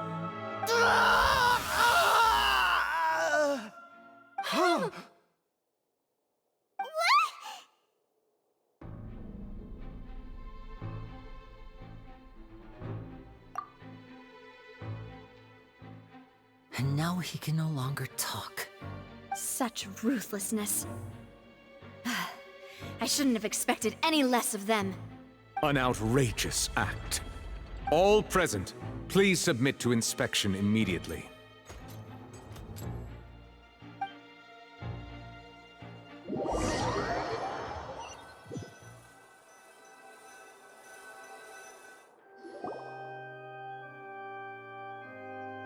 So, we're just going back now? That's true, but... Traveler, Paimon! Please wait.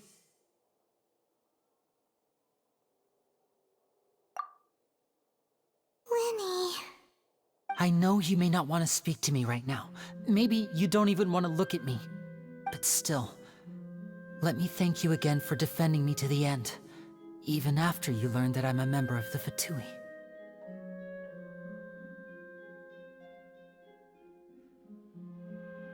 I guess. But regardless, I'd like the opportunity to set things straight. I didn't approach you with any ulterior motives or ill intent.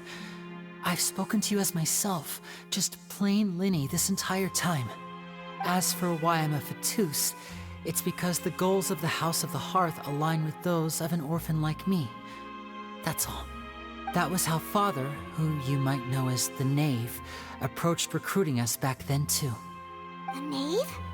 The one who controls the House of the Hearth? She's your father? That's right. And since we're here, I was wondering, would you mind hearing a story? It's about my past. Back when our parents first died, Lynette and I were left wandering the streets. To survive, I took to surreptitiously observing an older street performer who did magic. It took me several days to figure out how he pulled off his amazing tricks.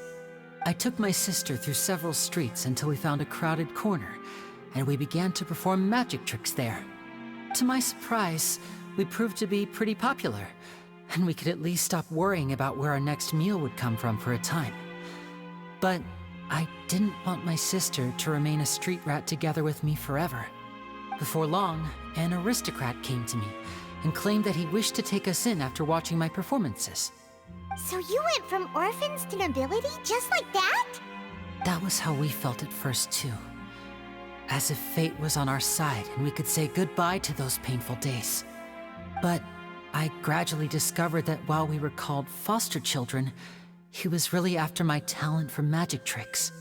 He would constantly take me to all sorts of banquets to garner attention, which he would then use to expand his social circles. That doesn't seem too bad either. Better than roaming the streets at any rate. It took a while for me to realize just how dark his heart really was. After one particular performance at a banquet, I discovered that Lynette was not on the same return vehicle as me. I waited a long time after we returned home, but she did not come back. I went to that noble's bedroom and asked him about her whereabouts. The answer he gave me was, she caught the eye of the most eminent person at the banquet, so I sent her over as a gift. I mean, you'll be able to perform your magic regardless of who your assistant is, yes? Oh no. So he was gonna... But wouldn't Fontaine's laws deal with such people? As far as outsiders are concerned, this is a relationship akin to adoption or foster care, and they have their ways of escaping the eye of the law.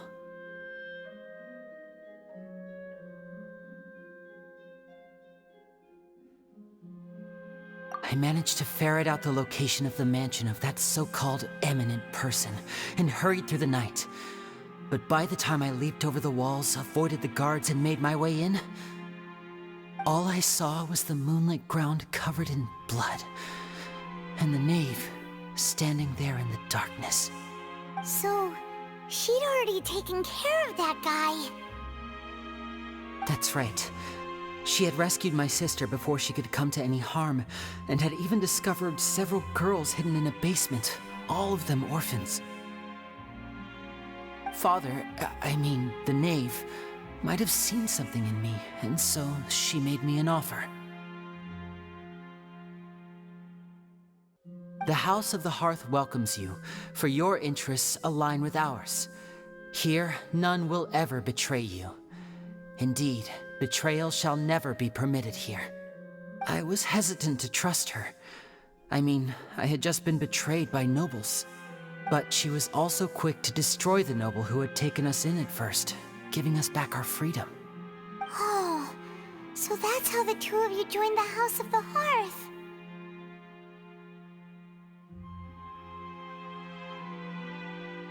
She has her own plans. She has gained permission from the Tsaritsa to first use the Gnosis' power when she obtains it. She plans to use it to find a way to break the prophecy and save Fontaine. So, she believes in that prophecy too? That's right. The whole House of the Hearth is currently working to combat that crisis. Today's case has also proven that people from Fontaine can indeed dissolve into some sort of water, thus further supporting the prophecy. All of us house members here, Lady Arlecchino herself included, are from Fontaine. We won't give up on defending our homeland.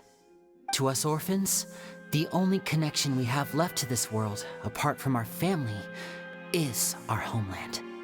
So, from small deeds like distributing magic pockets to huge schemes like stealing a Gnosis, everything is aimed at dealing with that prophecy. It's all right. I understand.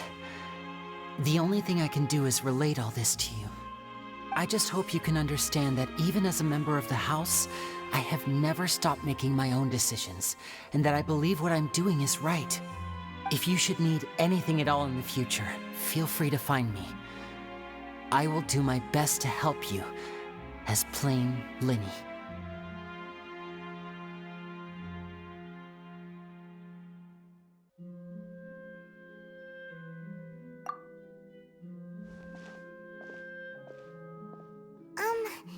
Bye, Linny!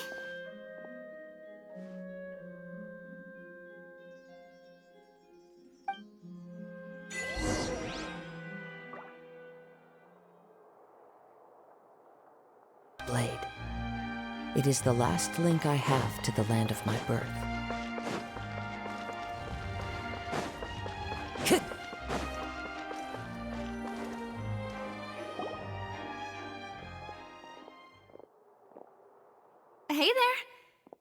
was with the disappearing act you pulled right as the trial ended. Were you looking for us, Navia? Well, this whole thing isn't exactly over, is it? I do feel that we're getting closer to solving the serial disappearances case, though. Don't you think so, too? Huh? What's wrong, my dear partner? Besides, are you sure we're the ones who can crack a case that's been cold for decades now? And given that there's new evidence from the trial, there should be a trail of breadcrumbs for the Hydro Archon's people to follow now, right? Ah. I see. Well, I won't lie. I'm a little shocked to hear that from you. But I suppose you are just travelers who have only arrived in Fontaine after all. Sorry. I might have been too presumptuous. Don't say that, Navia. Ah, and we were having so much fun investigating with you, too. It was like having new waters flowing into a stagnant mire, causing new hope to spring forth, and the reflection in the murk to become clearer. Well, sorry about that. I'm a bit prone to nostalgia. Don't mind me. Wait, shall we have a farewell meal? You know, to commemorate our time as partners? Huh? Do we really need to get that formal? Well, guess you really did treat us as partners, huh? Well, I'd just like to have a proper ending to every important memory. That way there are no regrets later. Anyway, it would just be a meal, so it shouldn't take up too much of your time. You don't have to twist Paimon's arm. If Boss Navia's treating, count Paimon in! Oh, wonderful! In that case, why don't we return to the Court of Fontaine and head to the Hotel de Boer? I believe we'll make it just in time for dinner. All right then, let's have our